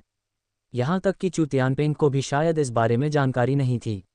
अन्यथा इस बात की कोई संभावना नहीं है कि वे स्वेच्छा से यहाँ लॉबिस्ट के रूप में काम करने आएंगे। बाई रुयू को संदेह था कि बाई शियाओचुन शायद पैसे उधार देना नहीं चाहती थी और वह सिर्फ बहाना बना रही थी। बहन बाई रुयू, क्या सचमुच कोई उम्मीद ही नहीं है? मैंने आपसे पहले कभी कुछ नहीं मांगा। क्या आप मुझे इस बार अपनी इच्छा पूरी करने की छूट देंगी और कृपया मेरी मदद करेंगी? चू मेंग्याओ, जो पूरी बात ध्यान से सुन रही थी, अपने पिता के लिए थोड़ी उदासी के साथ बोली, मैं भी पिताजी को सलाह देना चाहती हूँ कि वे इतने जिद्दी न हो, लेकिन उनके पास यही एकमात्र उपाय है। अगर कंपनी को कुछ हो गया तो पिताजी टूट जाएंगे। चू मेंग्याओ को भी लग रहा था कि वह उससे बहुत ज़्यादा उम्मीद कर रही है, लेकिन हाल ही में अपने पिता का चेहरा लगातार पीला पड़ते देख वह सचमुच चिंतित थी। उसने कम उम्र में ही अपनी माँ को खो दिया था और उसका पालन पोषण उसके पिता ने किया था। भला कोई बच्चा अपनी इज्जत बचाने के लिए खतरे में पड़े अपने पिता को कैसे छोड़ सकता है? हालांकि वह बाई रुयू की आंखों में नफरत देख सकती थी, फिर भी उसके पास कोशिश करने के अलावा कोई विकल्प नहीं था, ठीक वैसे ही जैसे पतंगा आग की ओर आकर्षित होता है। बाई रुयू ने अपनी निगाहें किन लैंग की ओर घुमाईं। मौजूदा हालात और स्थापित शर्तों को देखते हुए दोनों के बीच पहले से ही एक मौन सहमति बन चुकी थी। बात सिर्फ इतनी सी है कि बाई रुयू मदद करना चाहता है, लेकिन वह बाई परिवार के प्रभाव पर निर्भर नहीं रहना चाहता, वह किन लांग से उसकी राय जानना चाहता है। चू परिवार के पिता और पुत्री, जिनमें बाई शियाओयुन भी शामिल थीं, सभी ने अपना ध्यान इसी ओर केंद्रित कर लिया। आप सब मुझे क्यों देख रहे हैं? इससे मेरा क्या लेना देना है? किन लैंग ने बेबसी से अपने हाथ फैला दिए। मैंने चू ग्रुप की समस्याओं के बारे में सुना है। उन्हें बहुत बड़ी रकम की ज़रूरत है। अगर मैं मदद करना भी चाहूँ तो मेरे पास पर्याप्त नकदी नहीं है। इसके अलावा अगर हम फंड का इस्तेमाल हेजिंग के लिए भी करें तो भी जोखिम शामिल हैं और कोई भी उन जोखिमों को उठाने को तैयार नहीं है। तरबूज खरीदते समय भी पैसे खर्च करने से पहले ये जांच लें कि वह पूरी तरह पका हुआ है या नहीं। अब जबकि आप चू मेंग्याओ की मदद कर रहे हैं तो आपको कम से कम ये तो सोचना चाहिए कि वह बदले में क्या दे सकती है ना? चू मेंग्याओ ने दांत पीसते हुए किनलैंग को गहरी नज़रों से और अंततः कुछ नहीं कहा। पहली बात तो ये थी कि वह किनलैंग से ज़्यादा परिचित नहीं थी, इसलिए उसे यह नहीं पता था कि उससे मदद कैसे मांगी जाए। दूसरे, किनलैंग को चू ग्रुप की मौजूदा स्थिति की कुछ जानकारी पहले से ही है और वह संभवतः इस झंझट में पड़ने को इच्छुक नहीं होगा। चू तियानपिंग ने भी सहमति में आह भरी। उसने शुरू में जोखिम से बचाव के लिए पैसे उधार लेने की योजना बनाई थी, लेकिन मौजूदा स्थिति को देखते हुए बाई रुयू स्पष्ट रूप से वापस नहीं जाना चाहता था। उम्मीद की वह छोटी सी किरण, जिसे समझना अब तक बहुत मुश्किल था, उसी क्षण अचानक गायब हो गई। फुफकार। चू तियानपिंग भौंकते हुए अपनी छाती को कसकर पकड़ लिया, दर्द से उसके चेहरे की मांसपेशियां सिकुड़ गईं। निर्देशक चू, क्या हुआ? बाई रुयू चौंक गई और जल्दी से आगे बढ़कर पूछने लगी, क्या चल रहा है? उसने घर जाने से इनकार कर दिया और चू तियानपिंग इस बात से इतना बुरी तरह प्रभावित हुआ कि उसकी हालत फिर से बिगड़ गई। कोई बात नहीं, मैं ठीक हूँ। चू तियानपिंग ने दांत पीसते हुए दर्द से अपना सिर हिलाया और एक हाथ से अपनी छाती को ऐसे पकड़ लिया जैसे वहां का मांस उसका अपना न हो। चू मेंग्याओ ने अपने पिता की पीठ पर धीरे से हाथ फेरा, बाई रुयू की ओर देखा और उदास स्वर में कहा, बहन बाई रुयू, मेरे पिताजी का स्वास्थ्य बस ऐसा ही है, इससे आपका कोई लेना देना नहीं है, आपको चिंता करने की कोई आवश्यकता नहीं है। क्या हमें एम्बुलेंस बुलानी चाहिए? डायरेक्टर चू की हालत ठीक नहीं लग रही है, बाई रुयू ने चिंता से धीरे से पूछा। चू तियानपिंग ने हाथ हिलाते हुए कहा, कोई ज़रूरत नहीं है। अस्पताल जाने से सिर्फ दर्द निवारक दवाइयाँ खानी पड़ेंगी, जिससे आपका शरीर और कमज़ोर हो जाएगा। बेहतर है कि आप इसे बर्दाश्त कर लें। बाई रुयू को समझ नहीं आ रहा था कि क्या करे। चू तियानपिंग को इतनी पीड़ा में देखकर एक कनिष्ठ के लिए वाकई एक कठिन परिस्थिति थी। चू मेंग्याओ का चेहरा कड़वाहट से भरा हुआ था। पहले एक डॉक्टर था जो मेरे पिताजी को दर्द से राहत दिलाने के लिए एक्यूपंक्चर कर सकता था, लेकिन अब उस आदमी ने किसी पर हमला कर दिया है और उसे हिरासत में ले लिया गया है। उसे अभी तक रिहा नहीं किया गया है। अगर वह यहाँ होते तो मेरे पिताजी को अब इतना दर्द नहीं हो रहा होता। जिस डॉक्टर का वह जिक्र कर रही थी, उनका नाम चेन पिंगान था, जो अभी भी हिरासत में हैं। उनकी रिहाई कब होगी, यह उनके व्यवहार पर निर्भर करता है। चू मेंग्याओ की आंखों में आंसू भर आए, उसका दिल दर्द से भर गया। मुझे सच में नहीं पता कि दाव जैसी यह अजीब बीमारी मेरे पिता को ही क्यों हुई। मैं उनके लिए ये दर्द सहने को तैयार हूँ। बाई रुयू का दिल थोड़ा नर्म हो गया और उसने एक लंबी गहरी सांस ली। हर परिवार की अपनी अपनी परेशानियां होती हैं। बाय शियाओयुन कुछ हद तक डरी हुई किनलैंग के बगल में उसका हाथ पकड़े हुए इतनी डरी हुई थी कि वह देख भी नहीं पा रही थी। चू तियानपेंग का व्यवहार सचमुच भयावह था। वह एक दयालु चाचा थे, लेकिन अचानक उनका चेहरा एक भयंकर राक्षस जैसा हो गया। यह उस लड़की के लिए निस्संदेह एक बहुत बड़ा झटका है जो खूबसूरत चीजें देखने की आदी है। निर्देशक चू मेंग्याओ ने कहा कि एक डॉक्टर है जो आपका दर्द कम कर सकता है, लेकिन क्या उसके पास इसका कोई इलाज नहीं है? किनलैंग ने धीरे से पूछा। चू मेंग्याओ की शिकायतों को नज़रअंदाज कर दिया गया। ये किसकी गलती है? भाग्य की पुत्री होने के लिए आप स्वयं ही दोषी हैं। आप स्वस्थ हैं और आपको कोई समस्या नहीं है। आपके पिता भी स्वस्थ हैं और उन्हें कोई परेशानी नहीं है। तो फिर भाग्य के पुत्र के पास आपके साथ संबंध बनाने का क्या बहाना हो सकता है? ये सब गौ की करतूत थी जिसने चेन पिंगान के लिए रास्ता तैयार किया था। दुर्भाग्यवश चेन पिंगान को धोखे से हिरासत में भेज दिया गया है, और हालांकि उसके पास अवसर है, वह स्वयं इसका आनंद लेने में असमर्थ है। शाओ चेन ने कहा कि मेरे बचपन में मेरे शरीर में कई छिपी हुई बीमारियां थीं और जैसे जैसे मैं बड़ा होता गया वे सब एक साथ सामने आ गईं। सामान्य चिकित्सा पद्धतियों से इनका कोई इलाज नहीं है। हम केवल इन्हें दबाने और दर्द कम करने की कोशिश कर सकते हैं। चू तियानपेंग के चेहरे का भाव थोड़ा शांत हुआ, लेकिन उसके चेहरे की मांसपेशियां रुक रुक कर फड़कती रहीं। हम इसके बारे में कुछ नहीं कर सकते। जब वह जवान था तो उसे सेना में इतना निडर होना किसने सिखाया था? जब भी उन्हें कोई मिशन सौंपा जाता था तो वे हमेशा सबसे पहले आगे बढ़ने वाले व्यक्ति होते थे, जिसके कारण उन्हें कई तरह की छिपी हुई स्वास्थ्य समस्याएं हो गईं। वह आज केवल अपने परिवार की अपार संपत्ति की बदौलत ही जीवित है। एक आम इंसान के लिए भले ही मृत्यु एक विकल्प न हो, कम से कम वह लकवाग्रस्त तो हो ही जाएगा। ठंडी हवा में गहरी सांस लेते हुए चू तियानपेंग ने व्यंग्यात्मक मुस्कान के साथ कहा, हालांकि शियाओ चेन खुद अभी मेरी पुरानी बीमारी का इलाज नहीं कर सकता। वह कहता है कि मुझे मज्जा शुद्धिकरण गोली नामक एक औषधीय गोली की आवश्यकता है जो शरीर से अशुद्धियों को दूर कर सकती है। पिताजी, कृपया उस आदमी की अस्थि मज्जा शुद्धिकरण गोली का जिक्र अब और मत कीजिएगा, ठीक है? चू मेंग्याओ ने गुस्से से कहा। उसे चेन पिंगान से कोई खास लगाव नहीं था। उससे मिलने का एकमात्र कारण यह था कि वह उसके पिता के दर्द को कम करने में मदद कर सकता था। लेकिन मज्जा शुद्धिकरण गोली का जिक्र सुनकर वह असहज हो गया। उसने कहा कि इससे बीमारी ठीक हो सकती है, लेकिन क्या ऐसी कोई गोली सच में होती भी है? यह एक बड़ा सवाल है। उसने सिर्फ इसके बारे में सुना है और उसे खुद इसे बनाना नहीं आता। उसने ये भी कहा था कि वह अपने गुरु को ढूंढने जा रहा है, लेकिन वह तो पहले से ही नज़रबंदी केंद्र में बंद है। अब वह उसे कहाँ ढूंढेगा? चेन पिंगान के कार्यों ने चू मेंग्याओ को उम्मीद दी थी, लेकिन अब अपने पिता की बीमारी के दौरान उनकी पीड़ा को देखकर वह उम्मीद चकनाचूर हो गई है। याओ याओ, तुम शियाओ चेन को दोष नहीं दे सकती। मेरी पुरानी बीमारी का शियाओ चेन से बिल्कुल भी कोई लेना देना नहीं है। उनका मेरी बीमारी को कम करने में मदद करना ही मेरे लिए बहुत बड़ी बात है। चू तियानपेंग ने व्यंग्यात्मक मुस्कान के साथ कहा, शियाओ चेन के वर्णन से ही अंदाजा लगाया जा सकता है कि मज्जा शुद्धिकरण गोली कितनी कीमती है। अगर ये दुनिया में प्रकट हो जाए तो अनगिनत लोग इसे खरीदने के लिए करोड़ों रुपये देने को तैयार होंगे और तब भी यह अनमोल ही रहेगी। मैं अब उसे दोष नहीं देती, लेकिन मुझे थोड़ी असहजता महसूस हो रही है। चू मेंग्याओ की आवाज़ धीमी हो गई। पास में ही सुन रहे किनलैंग को मन ही मन खुशी का अनुभव हुआ। अरे या वाह, वह जानता था कि दाव के सिस्टम वाले बैग में मौजूद मज्जा शुद्धिकरण की गोली चू तियानपेंग की हालत में सुधार कर सकती है, इसीलिए उसने जानबूझकर इसके बारे में पूछा था।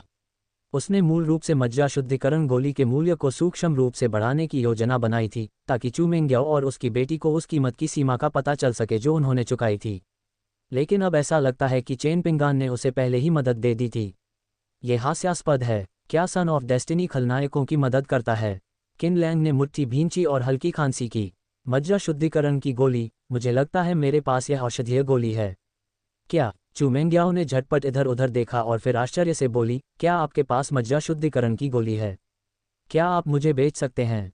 मैं कोई भी कीमत देने को तैयार हूँ। ये, किनलैंग हिचकिचाए। चू तियानपेंग की आंखों में एक चमक कौंधी और फिर दर्द भरी चीख निकली, दाओ याओ याओ, तुम यंग मास्टर किन से इस तरह कैसे बात कर सकती हो? मज्जा शुद्धिकरण की गोलियां बहुत कीमती हैं। अगर यंग मास्टर किन के पास एक भी गोली है तो वह उनके परिवार ने उनके लिए खरीदी है। तुम्हारी ये अंधाधुंध मांग यंग मास्टर किन पर बोझ ही डालेगी। मैं? चू मेंग्याओ का खूबसूरत चेहरा दर्द से भरा हुआ था। वह जानती थी कि उसकी विनती बहुत अनुचित थी, लेकिन एक बेटी होने के नाते वह अपने जैविक पिता को दर्द में कैसे देख सकती थी। धड़ाम से चू मेंग्याओ किनलैंग के सामने घुटने टेक कर बैठ गई। एक युवती के रूप में उसका सारा सम्मान छिन चुका था। किनलैंग, मैं आपसे विनती करती हूँ, मैं आपसे विनती करती हूँ। मुझे पता है कि आपके पास पैसों की कमी नहीं है और आप उच्च पदस्थ हैं, लेकिन मेरे पिता को इस अस्थि मज्जा शुद्धिकरण गोली की बहुत ज़रूरत है। कृपया मेरी मदद कीजिए। ठीक है, मैं आपकी हर विनती पूरी करूंगी। मज्जा शुद्धिकरण की गोली बेहद कीमती है। अगर मैं इसे पाना भी चाहूं तो इसकी कीमत बहुत अधिक होगी। किन लैंग को उस पर दया आ गई और उसने बाईरुयु की दिशा। बाईरुयु उन घूरती निगाहों को देखकर थोड़ी हैरान थी। आखिर वे उसे क्यों देख रहे थे? उसने बोन मैरो क्लींजिंग पिल के बारे में पहले कभी नहीं सुना था, तो इसका उससे क्या लेना देना था? उसे यह नहीं पता था कि मज्जा शुद्धिकरण गोली भाग्य खलनायक अंक का उपयोग करके लॉटरी के माध्यम से प्राप्त की जाती थी, और किन लैंग को हर बार कड़ी मेहनत करने पर 1000 भाग्य खलनायक अंक प्राप्त होंगे। अगर वे दाव को जानते होते तो वे शायद चू मेंग्याओ को जबरदस्ती ऊपर खींच लेते। अधिक महंगा, ये बिल्कुल अनिश्चित है। मुझे नहीं पता कि दाव को कितने डेस्टिनी विलेन पॉइंट्स खर्च करने होंगे, या एक पॉइंट पाने के लिए उसे कितने प्रयास करने होंगे। मैं बोन मैरो क्लींजिंग पिल नहीं खरीद सकता। मेरा शरीर इसे सहन नहीं कर सकता। कृपया हमारी मदद करें। यदि आपके पास कोई नहर है तो हम उसे स्वयं खरीदने के लिए बहुत पैसा खर्च करने को तैयार हैं, बशर्ते आप हमें नहर उपलब्ध करा दें। उद्धरण चिन्ह। चू मेंग्याओ जमीन पर घुटने टेक कर किन लैंग के सामने उसका पैर पकड़ लिया और उसकी आंखों से बड़े बड़े आंसू बहने लगे। किन लैंग हिचकिचाया। ऐसा नहीं है कि मैं यह माध्यम उपलब्ध कराने को तैयार नहीं हूं, लेकिन यह अस्थि मज्जा शुद्धिकरण गोली अत्यंत कीमती है। यहां तक कि उस स्वामी ने भी इसे कई बार नहीं बनाया। उसने जो कुछ गोलियां बनाई वे पहले ही दूसरों को दे दी गई हैं, और शायद वे भी इस्तेमाल हो चुकी हैं। चाहकर भी आप इसे खरीद नहीं सकते। क्या वह महोदय कौन है भाई? किन लैंग को भी कुछ नहीं पता, वह बस बकवास करता है, बस इतना ही। क्या चेन पिंगान ने यह नहीं कहा था कि अस्थि मज्जा शुद्धिकरण की गोली कीमती है? खैर, वह भी ऐसा ही करेगा और इसकी दोगुनी खुराक लेगा। इसके अलावा, हालांकि उसने एक से अधिक अस्थि मज्जा शुद्धिकरण की गोली ली थी, फिर भी इससे छुटकारा पाना वास्तव में बहुत मुश्किल था। वह कोई भाग्यशाली व्यक्ति तो है नहीं।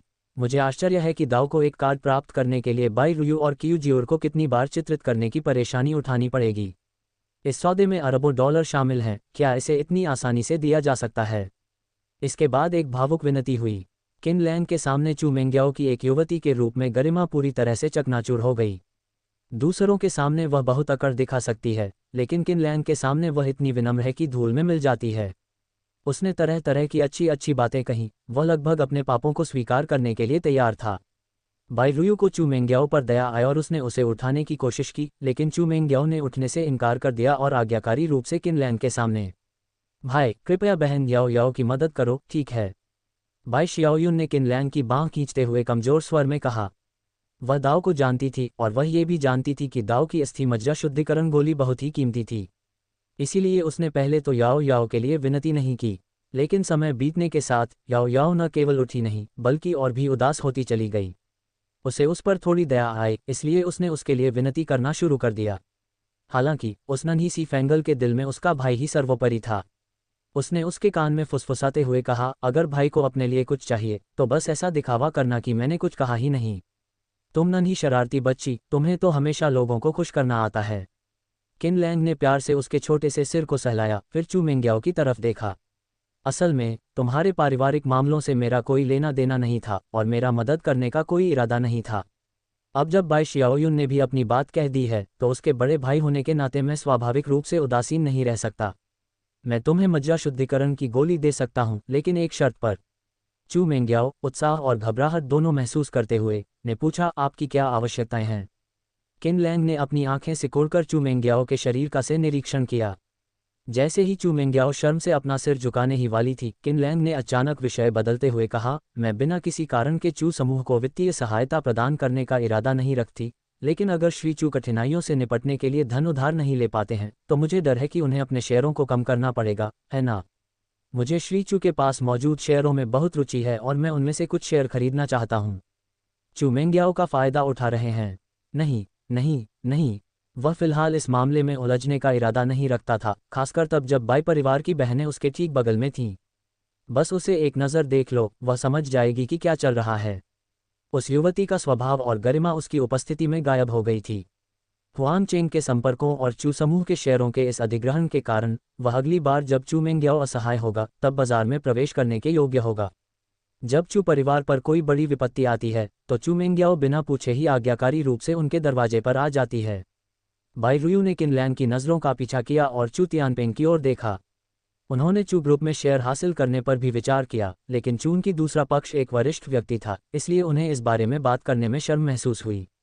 अप्रत्याशित रूप से किन लैंग, वह बेशर्म आदमी, इस तरह की चीज़ों में काफ़ी दिलचस्पी रखता है जो उसकी इच्छाओं के अनुरूप है। चू तियानपिंग चिंतित दिख रहे थे और उनका दिल रुक रुक कर धड़क रहा था। उन्होंने सिर हिलाकर कहा, हम कुछ नहीं कर सकते। इस संकट से निकलने के लिए हमें अपने शेयर कम करने होंगे। अगर आप तैयार हैं यंग मास्टर किन, तो हम आपको प्राथमिकता देंगे। अच्छा। बिना देर किए किन लैंग ने अपनी जेब से एक विशेष रूप से तैयार की गई अस्थि मज्जा शुद्धिकरण गोली निकाली और उसे चू मेंग्याओ को सौंपते हुए समझाया, ये औषधीय गोली अत्यंत अनमोल है और मैं इसे आपातकालीन स्थिति में हमेशा अपने साथ रखता हूँ।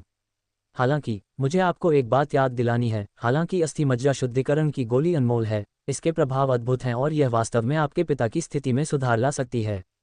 लेकिन एक गोली शायद पर्याप्त न हो, हालांकि अल्पावधि में रोग के दोबारा होने की संभावना बहुत कम है। यदि रोग दोबारा होता भी है तो वह आज की स्थिति में नहीं होगा। मैं बस उन्हें पहले से सूचित कर रहा था। अगर चू तियानपिंग उसे मात देने की कोशिश करे तो क्या होगा? हमेशा कुछ न कुछ बचाकर रखें। उदाहरण के लिए किन लैंग द्वारा दी जा रही मज्जा शुद्धि गोली एक तरह से दिखावा है। मज्जा शुद्धि गोली में मौजूद वास्तविक तत्वों में से 1/3 से भी कम ही वास्तव में मौजूद हैं, बाकी सब सिर्फ मीठी मीठी बातें हैं। ये पूरी तरह से नकली या घटिया तो नहीं है, लेकिन इसमें पानी की मिलावट निश्चित रूप से है। किन लैंग का जन्म व्यापार करने के लिए ही हुआ था, अन्यथा वह अपने पिछले जीवन में शून्य से शुरुआत करके अरबपति कैसे बन सकता था? वह तो एक चतुर बूढ़ा व्यापारी है। मैं समझ गई, धन्यवाद युवा स्वामी किन, धन्यवाद। चू मेंग्याओ ने जल्दी से पतला किया हुआ मज्जा शुद्धिकरण का गोला अपने पिता के पास ले जाकर उन्हें खिला दिया। रेस्टोरेंट में मौजूद लोग शांत हो गए और चू तियानपिंग की ओर ध्यान से देखने लगे। 1 मिनट, 2 मिनट, ... जैसे ही सबने अपनी सांसें रोक लीं, वे ये देखने के लिए इंतजार कर रहे थे कि अस्थि मज्जा शुद्धिकरण की गोली लेने के बाद चू तियानपिंग की क्या प्रतिक्रिया होगी। पफ। चू तियानपिंग जब तक अपना चेहरा लाल नहीं कर लेता तब तक वह अपनी गैस को रोके रखने की कोशिश करता रहा और इसी दौरान गलती से उसने एक बात छोड़ दी। मुझे पहले शौचालय जाना है।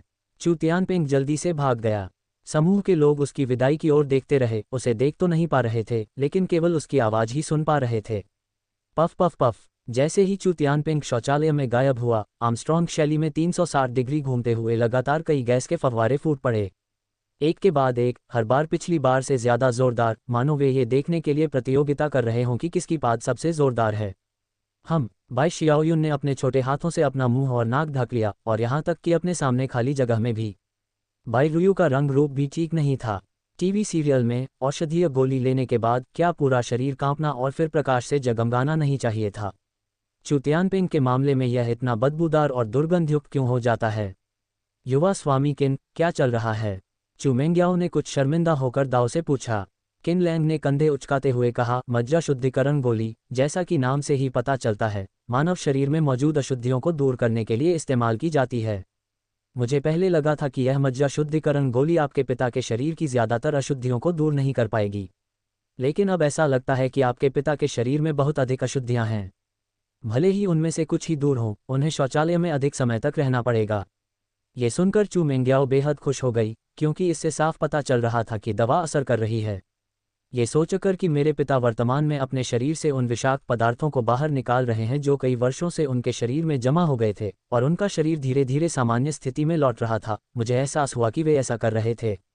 किन लैंग की ओर उसकी निगाहें कृतज्ञता से भर उठीं और नर्म पड़ गईं। डिंग। भाग्य का पुत्र, चेन पिंगान के भाग्य अंक 500 कम हो गए।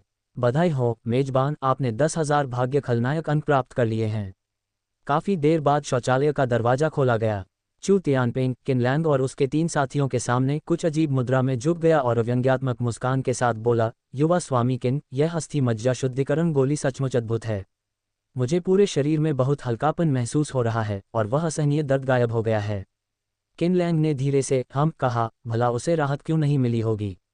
चू तियानपिंग को इस बात का कोई अंदाजा नहीं था कि दाओ ने कितनी बार पाद मारा था या कितना कचरा फैलाया था। मैंने कम से कम 2 पाउंड वजन कम कर लिया है। उन्होंने इस पर और अधिक शब्द बर्बाद करने का इरादा नहीं किया और सीधे सीधे कहा, ये तो उपचार के पहले चरण का ही असर है। मुझे उम्मीद है कि आप और आपकी बेटी अस्थि मज्जा शुद्धिकरण की गोली के बारे में मुझसे गुप्त रखेंगे। किसी को भी इसके बारे में नहीं बताना, यहाँ तक कि शियाओ चेन को भी नहीं। आखिरकार आप सभी जानते हैं कि दाओ की औषधीय गोली कितनी चमत्कारी है। अगर मैं इसका व्यापक प्रचार कर दूं तो मुझे अपने निजी मामलों की चिंता नहीं करनी पड़ेगी, मैं बस हर दिन दवा मांगने वाले लोगों से निपट सकूंगा। चू तियानपेंग ने जल्दी से सिर हिलाया। युवा स्वामी किन, चिंता मत करो, मैं निश्चित रूप से किसी और को नहीं बताऊंगा। उद्धरण चिन्ह, शेयरों के मूल्य में गिरावट के बारे में मैं बाद में बाई रुयू से बात करूंगा। आज मैं आपको और परेशान नहीं करूंगा। याओ याओ और मैं अब वापस चलते हैं। उसका संतुलन बिगड़ने लगा था। अच्छा, मैं इसे कैसे कहूँ? जब आपको दस्त हो रहे हों तो कभी भी एक भी गैस की आवाज़ पर विश्वास न करें। वह इस समय सबसे अच्छा उदाहरण है। वहां से निकलने के लिए बेताब और किन लैंग की सहमति से वे अजीबोगरीब तरीके से जल्दबाजी में विला से भाग गए। बाई रुयू की मुस्कान में थोड़ी कड़वाहट थी। दरअसल हम अभी विस्तार से चर्चा कर सकते हैं, जल्दबाजी करने की कोई ज़रूरत नहीं है। किन लैंग ने हंसते हुए कहा, यह इस बात पर निर्भर करता है कि चू तियानपेंग का ऐसा इरादा था या नहीं। शायद था ही, वरना वह इतनी घबराहट में भागता नहीं। हालांकि चू तियानपेंग ने बहुत उदारता और विनम्रता से व्यवहार किया, फिर भी उसकी चलने की मुद्रा में कुछ खामियां थीं। तुमने डायरेक्टर चू को पहले से क्यों नहीं बताया? उन्हें इतना शर्मिंदा क्यों करना पड़ा? बाई रुयू ने आंखें घुमाईं। खैर, तुमने आज कंपनी में महत्वपूर्ण योगदान दिया है। चू ग्रुप की तियानहाई शहर और पूरे क्षेत्र में एक खास प्रतिष्ठा है। ये संकट मौजूदा हालात का अपरिहार्य परिणाम है। अगर वे इसे सफलतापूर्वक पार कर लेते हैं तो उनकी विकास यात्रा अभी भी बहुत उज्ज्वल है। चू ग्रुप के शेयर मतलब है कि आप निश्चिंत होकर बाद में लाभांश का आनंद ले सकते हैं। क्या आप इसके लाभों का आनंद ले रहे हैं? नहीं, नहीं, नहीं। किन लैंग केवल लाभों का आनंद लेने से संतुष्ट नहीं है। उसका इरादा चू समूह को हड्डियों समेत खा जाने का है। भविष्य में चू तियानपेंग का क्या होगा, उन्हें कोई फर्क नहीं पड़ता। ये चू मेंग्याओ के प्रदर्शन पर निर्भर करता है। भाई, क्या वह अस्थि मज्जा शुद्धिकरण की गोली वाकई इतनी अद्भुत है? बाई शियाओयुन किन लैंग के बगल में खड़ी होकर फुसफुसाते हुए बोली। बाई शियाओयुन हमेशा नई और दिलचस्प चीज़ों के बारे में लिए उत्सुक रहती है। किन लैंग ने कुछ भी नहीं छिपाया और सिर हिलाते हुए समझाया, यह एक बहुत ही महंगी औषधीय गोली है जो न केवल चू तियानपेंग के शरीर में वर्षों से जमा विषाक्त पदार्थों को ठीक कर सकती है, बल्कि उसके शारीरिक बल को भी बढ़ा सकती है। उनकी तो बात ही छोड़िए, एक मरीज के शरीर में भी कुछ अशुद्धियां होती हैं, और यह अस्थि मज्जा शुद्धिकरण गोली इन अपशिष्ट अशुद्धियों को साफ करने में सक्षम है। आम लोगों के लिए इस उत्पाद का सेवन न केवल उनके शारीरिक स्वास्थ्य को बेहतर बनाता है, बल्कि शरीर के भीतर की अशुद्धियों को दूर करने के कारण त्वचा को अधिक गोरा और चिकना भी बनाता है। बाई रुयू को थोड़ी जिज्ञासा हुई, क्या ये वाकई इतना अद्भुत है? अगर ऐसा है तो ये ब्यूटी पिल से भी कहीं ज़्यादा अविश्वसनीय है। कोई भी लड़की सौंदर्य उत्पादों के प्रलोभन का विरोध नहीं कर सकती, और बाई रुयू भी इसका अपवाद नहीं है। हालांकि वह जानती थी कि यह अस्थि मज्जा शुद्धिकरण गोली बेहद कीमती थी। चू तियानपेंग जैसे धनी व्यक्ति को भी यह कहीं और से नहीं मिल सकती थी और उसे किन लैंग की मिन्नतें करनी पड़ी थीं। भला इसे इतनी आसानी से कैसे प्राप्त किया जा सकता था? अरे, किन लैंग ने अपनी जेब में हाथ डाला और पानी में घोली हुई 6 मज्जा शुद्धिकरण गोलियां निकालीं। चू तियानपेंग ने तो सिर्फ 1/3 खुराक ली है। तुम दोनों 3-3 गोलियां लो ताकि पूरा कोर्स पूरा हो जाए और तुम्हारे शरीर से अशुद्धियां दूर हो जाएं और तुम्हारी शारीरिक क्षमता बढ़ जाए। है ना उदारतापूर्ण? अरे अरे, किन लैंग पहले से ही तैयार था। जहां तक असली बोन मैरो क्लींजिंग पिल लेने की बात है तो फिर इसे क्यों न ले लिया जाए? वह मूर्ख नहीं था। वह चीज़ देखने में साधारण चीज़ से बिल्कुल अलग नहीं लग रही थी। उसने एक साथ 3 साधारण चीज़ें निकाल लीं। हालांकि असर एक जैसा ही था, लेकिन बाई परिवार की दोनों बहनों को लगा कि कुछ अलग है। जरा सोचिए, आपको पता चल जाएगा कि यह एक मजाक है। चू मेंग्याओ किन लैंग के सामने घुटने टेक कर लगातार विनती करती रही, लेकिन उसे केवल एक गोली ही बड़ी असंतुष्टि के साथ दी गई। लेकिन जैसे ही बाई परिवार की बहनों ने अपना मुंह खोला, उसने बिना कुछ कहे ही इलाज की पूरी खुराक, यानी अस्थि मज्जा शुद्धिकरण की 3 गोलियां निकाल। गैप से क्या तात्पर्य है? इसे कहते हैं अंतर। क्या ये बाई रुयू और बाई शियाओयुन के लिए एक स्पष्ट संदेश नहीं है? हालांकि चू मेंग्याओ स्कूल की सबसे खूबसूरत और आकर्षक लड़की है, लेकिन उसके दिल में आप दोनों बहनों के मुकाबले उसकी उतनी अहमियत नहीं है।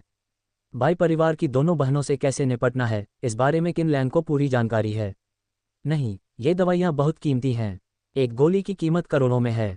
अगर ऐसी 6 गोलियां हों तो क्या उनकी कीमत 1 करोड़ से भी ज़्यादा नहीं हो जाएगी? हम इन्हें स्वीकार नहीं कर सकते। बाई रुयू ने जल्दी से अपना सिर हिलाया। चू तियानपेंग के कुछ शब्दों से ही उसे अस्थि मज्जा शुद्धिकरण गोली के महत्व के बारे में पता चला। अगर एक ऐसा है तो अगर 6 एक साथ हों तो क्या होगा? किन लैंग ने अपनी मुट्ठी भींची और 6 मज्जा शुद्धिकरण गोलियां फेंकने के लिए हाथ बढ़ाया। बाई शियाओयुन ने तुरंत उसका हाथ पकड़ लिया और घबरा कर पूछा, भाई आप क्या कर रहे हैं? किन लैंग का चेहरा बेहद खराब लग रहा था। यह अस्थि मज्जा शुद्धिकरण की गोली मैंने विशेष रूप से तुम दोनों बहनों के लिए बहुत खर्च करके और कृतज्ञता के साथ प्राप्त की है। मगर इससे क्या? मैं आप दोनों बहनों के स्वास्थ्य को सुनिश्चित करने के लिए कोई भी कीमत चुकाने को तैयार हूँ। लेकिन अब जब तुम्हें इसकी ज़रूरत नहीं है तो इसे रखने का क्या फ़ायदा? चू तियानपिंग के इलाज के लिए मुझे परवाह नहीं, मैं इसे फेंक ही दूँ तो बेहतर है। नाटक करना बंद करो, चलो खाना खाते हैं। ठीक है। सच में तुम इतने बूढ़े हो गए हो फिर भी छोटे बच्चे की तरह व्यवहार करते हो। बायरू किनलैंग के अभिनय को आसानी से समझ गई थी। ये तो साफ तौर पर नकली है। उसका जिक्र तो छोड़ ही दीजिए, किनलैंग भी यह बात अपने मन में जानता था। लेकिन इससे क्या फ़र्क पड़ता है? उसने जानबूझकर यह नाटक किया ताकि बायरू समझ जाए कि उसका असली इरादा मज्जा शुद्धिकरण की गोलियां बांटने का था। प्रक्रिया मायने नहीं रखती, महत्वपूर्ण बात यह है कि उसकी मंशा अच्छी थी। समय बिल्कुल सही था। बायरू ने अस्थि मज्जा शुद्धिकरण की तीनों गोलियां लीं और कुछ देर तक उन्हें निहारती रही। बीच बीच में वह तिरछी नज़र से किनलैंग की प्रतिक्रिया देखती रहती थी। ये देखकर कि किनलैंग ने उसे बिल्कुल भी नोटिस नहीं किया और अपनी बहन को चिढ़ा रहा था, उसके दिल में एक अजीब सी अनुभूति हुई। ऐसा लगता है कि वह और किनलैंग सचमुच परिवार की तरह हैं। उनके बीच कोई संकोच नहीं था, इतनी कीमती चीज़ बिना किसी झिझक के दे दी गई। हालांकि यह लड़का कभी कभी बेहद दुष्ट हो सकता है, लेकिन ज़्यादातर समय वह उसके प्रति बहुत विचारशील और स्नेहपूर्ण रहता है। काश किनलैंग एक साधारण परिवार से होती। पता नहीं क्यों बायरू के मन में अचानक ये ख्याल आया कि वह इसे हासिल करना चाहती है।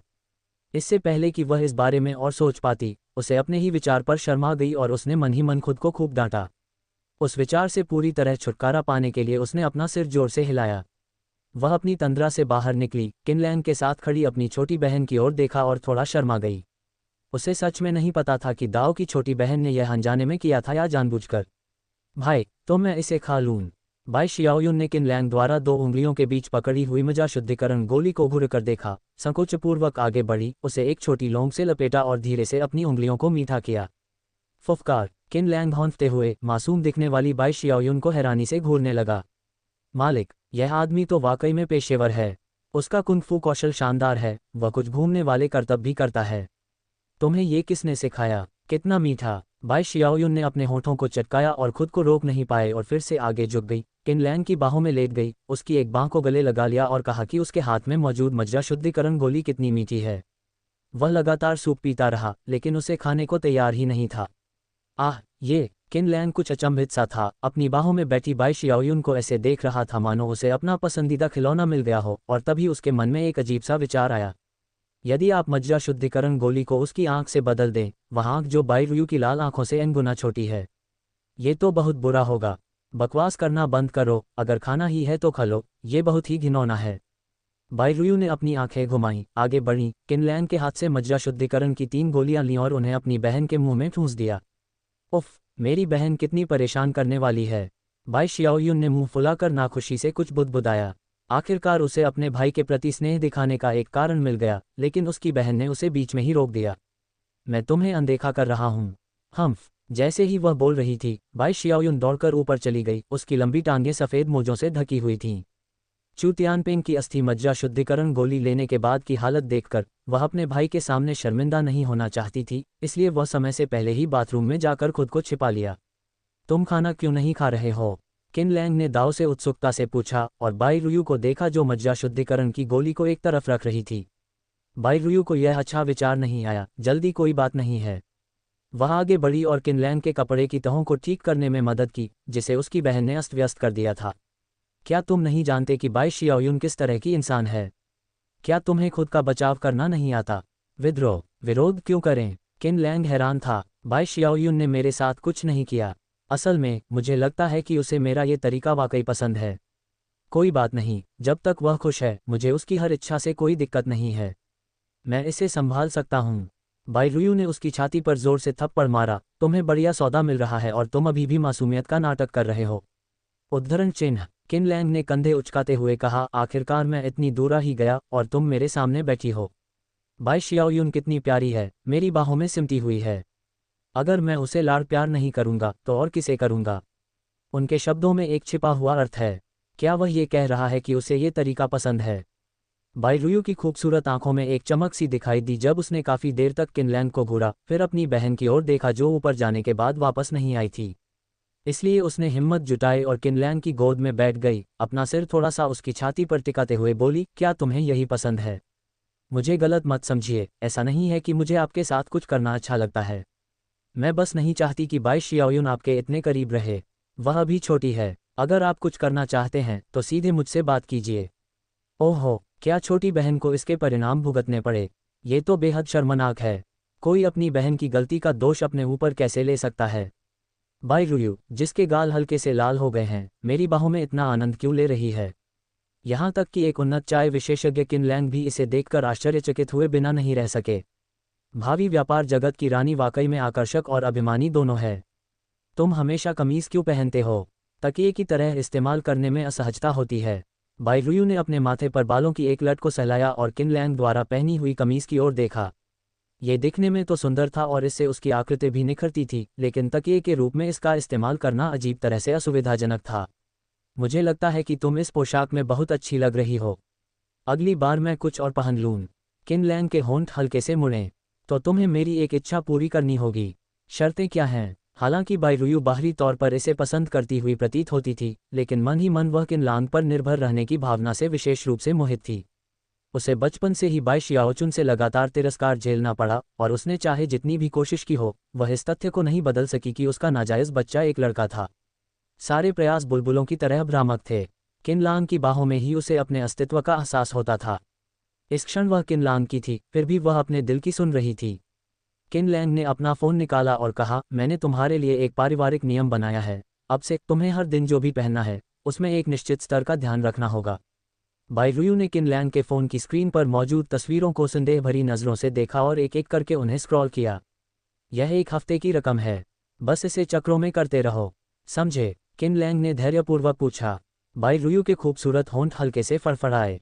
क्या तुम्हें मोज़े इतने पसंद हैं? उन सभी तस्वीरों में कपड़े बिल्कुल एक जैसे थे, बस मोजों में फ़र्क है। सोमवार काली मोज़े, मंगलवार सफ़ेद रेशम, बुधवार मछली पकड़ने के जाल, गुरुवार लेस, शुक्रवार पल्लाइट, शनिवार मिनीस्कर्ट। बाई रुयु ने अचानक देखा कि एक पृष्ठ गायब है। उस विचित्र दाव ने पूछा, रविवार का क्या? आपने मुझे केवल सोमवार से शनिवार तक के पृष्ठ दिखाए, रविवार का क्या? किन लैंग ने हल्के से अपने माथे पर उंगली मारी। तुम आमतौर पर इतने होशियार होते हो, लेकिन इस बार तुमने खुद को मूर्ख साबित कर दिया। तुम इसका अनुमान भी नहीं लगा सकते। तुम कभी गंभीर नहीं होते। बाई रुयु ने मुंह फुलाया और अपना माथा मलते हुए किन लैंग को नापसंदगी भरी नज़र देखा।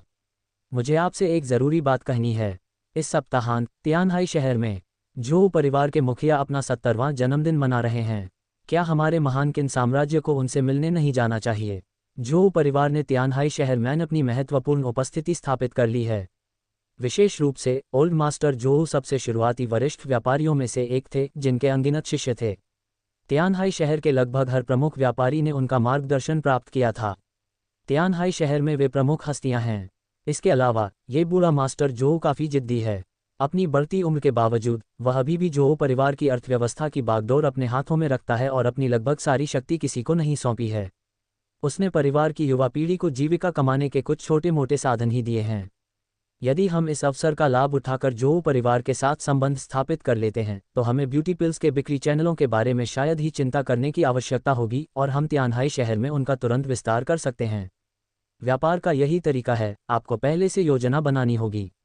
हालांकि मु युयान ब्यूटी पिल का प्रबंधन करती है, लेकिन ग्रेट किन साम्राज्य, जिसकी इसमें एक निश्चित हिस्सेदारी है, निष्क्रिय नहीं रह सकता और उसे कुछ हद तक नियंत्रण बनाए रखने की आवश्यकता है। जी हाँ, बिल्कुल आपको जाना होगा, लेकिन इस तरह के पेचीदा मामलों को मैं संभाल लूँगा। आप बस कंपनी में रहिए और अपना काम कीजिए। किन लैंग मुस्कुराया। ये जो परिवार के वरिष्ठ गुरु का जन्मदिन समारोह है, इतना बड़ा आयोजन है, भला वे इसमें कैसे शामिल नहीं हो सकते? ये सन ऑफ डेस्टिनी को वंचित करने का एक शानदार अवसर है। साथ ही जो ज़ेकिंग के लिए, डॉटर ऑफ डेस्टिनी के लिए भी, यह उनके मन में एक महत्वपूर्ण स्थान हासिल करने का एक उत्कृष्ट अवसर है।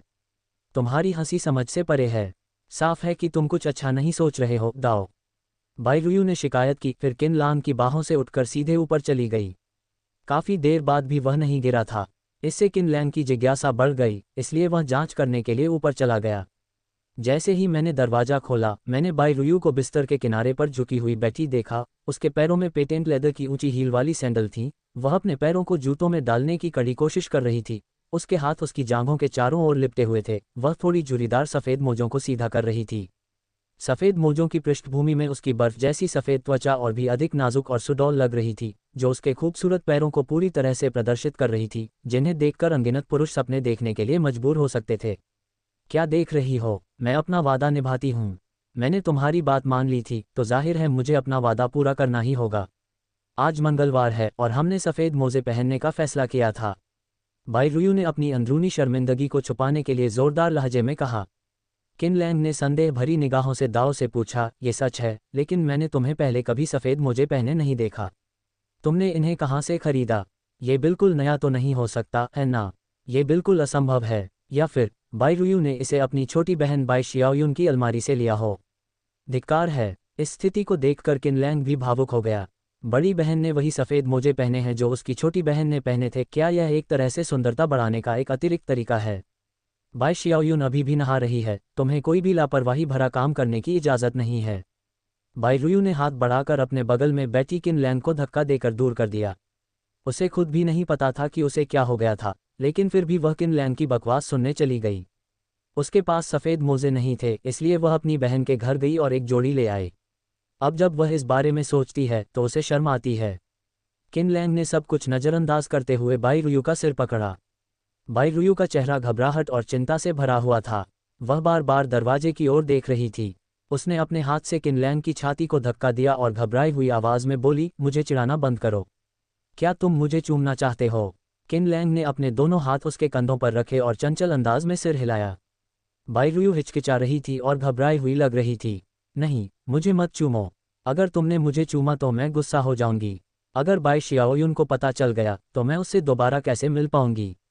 इस समय बाईरुयू की मानसिक स्थिति स्थिर नहीं है, इसलिए हम जल्दबाजी में कोई कदम नहीं उठा सकते और उसके शांत होने का इंतजार करना होगा। किनलैंग चुपचाप देखता रहा, उन खूबसूरत आंखों में देखता रहा, बिना एक शब्द कहे। बाद में, बाई शियाओयुन बहुत साफ सुथरी है। मज्जा शुद्धिकरण की गोली शरीर से अशुद्धियों को दूर कर देती है। मुझे आश्चर्य है कि दाव को इसे खत्म करने में कितना समय लगेगा। बाई शियाओयुन निश्चित रूप से बाथरूम में काफ़ी देर तक रहेगी। ठीक है, मुझे चूमो। अगर नहीं चूमोगी तो मैं गुस्सा हो जाऊंगी। बाईरुयू का दिल जोर जोर से धड़क रहा था। वह किनलैंग की निगाहों का विरोध नहीं कर सकी और उसके दिल में एक गुदगुदी सी महसूस हुई। उसने उसकी गर्दन को गले लगाया और उसके और करीब आ गई। डिंग, बधाई हो मेज़बान, आपने डेस्टिनी विलेन पॉइंट्स में जोड़ 1000 अंक प्राप्त कर लिए हैं। शाम को बाई शियाओयुन ने अच्छी तरह से नहा धोकर और मनमोहक खुशबू के साथ संतुष्ट होकर स्नानघर से बाहर निकली। उसके शरीर पर पसीने के काले धब्बे कहीं भी दिखाई नहीं दे रहे थे। वह सीढ़ियों पर खड़ी होकर खाली बैठक को देख रही थी, फिर मुड़ी और अपनी बहन के शयनकक्ष में चली गई। उसका चेहरा उम्मीद से भरा हुआ था। बहन, भाई कहाँ है? वह कहाँ चला गया? बाईरुयू कंबलोरे वहीं लेटी हुई थी। जब उसने बाई शियाओयुन को अंदर आते देखा तो वह तुरंत सीधी बैठ गई। वह थोड़ी घबराई हुई थी और उसका चेहरा थोड़ा लाल था। तुम इतनी देर तक बाथरूम में रहीं और जब मैंने तुम्हें बुलाया तो तुमने जवाब भी नहीं दिया। वह अभी वापस आया है। मैं भी जल्द से जल्द बाहर निकलना चाहती हूँ, लेकिन बोन मैरो क्लींजिंग पिल लेने के बाद से मुझे लगातार पसीना आता रहता है और वो काला होता है, जो वाकई घिनौना है। मैं नहीं चाहती कि मेरा भाई मुझे उस हालत में देखे। आज भी बाई शियाओयुन को इसके बारे में सोचकर थोड़ा डर लगता है। किसने सोचा होगा कि उसके शरीर के अंदर इतनी सारी अशुद्धियां होंगी? बाई शियाओयुन, तुम्हारी त्वचा पहले से ज्यादा चिकनी लग रही है। बाईरुयू ने हाथ बढ़ाकर बाई शियाओयुन के गाल को चुटकी से दबाया। उसका गाल दूध की तरह मुलायम था, हल्की सी चमक लिए हुए, इतना कोमल मानो उसने फाउंडेशन लगाया हो। हे, मुझे भी ऐसा ही लगता है, इसे छूने में बहुत अच्छा लगता है। बाई शियाओयुन बेहद खुश थी और कंबल हटाकर अपनी बहन के साथ सोना चाहती थी और उसे छूने देना चाहती थी। लेकिन जैसे ही उसने कंबल उठाया, अंदर की गंदगी देखकर बाई शियाओयुन चौंक गई। क्या चल रहा है? बाईरुयू शर्म से अपना सिर नीचे कर लिया और मन ही मन किनलैंग को 1000 बार कोसने लगी।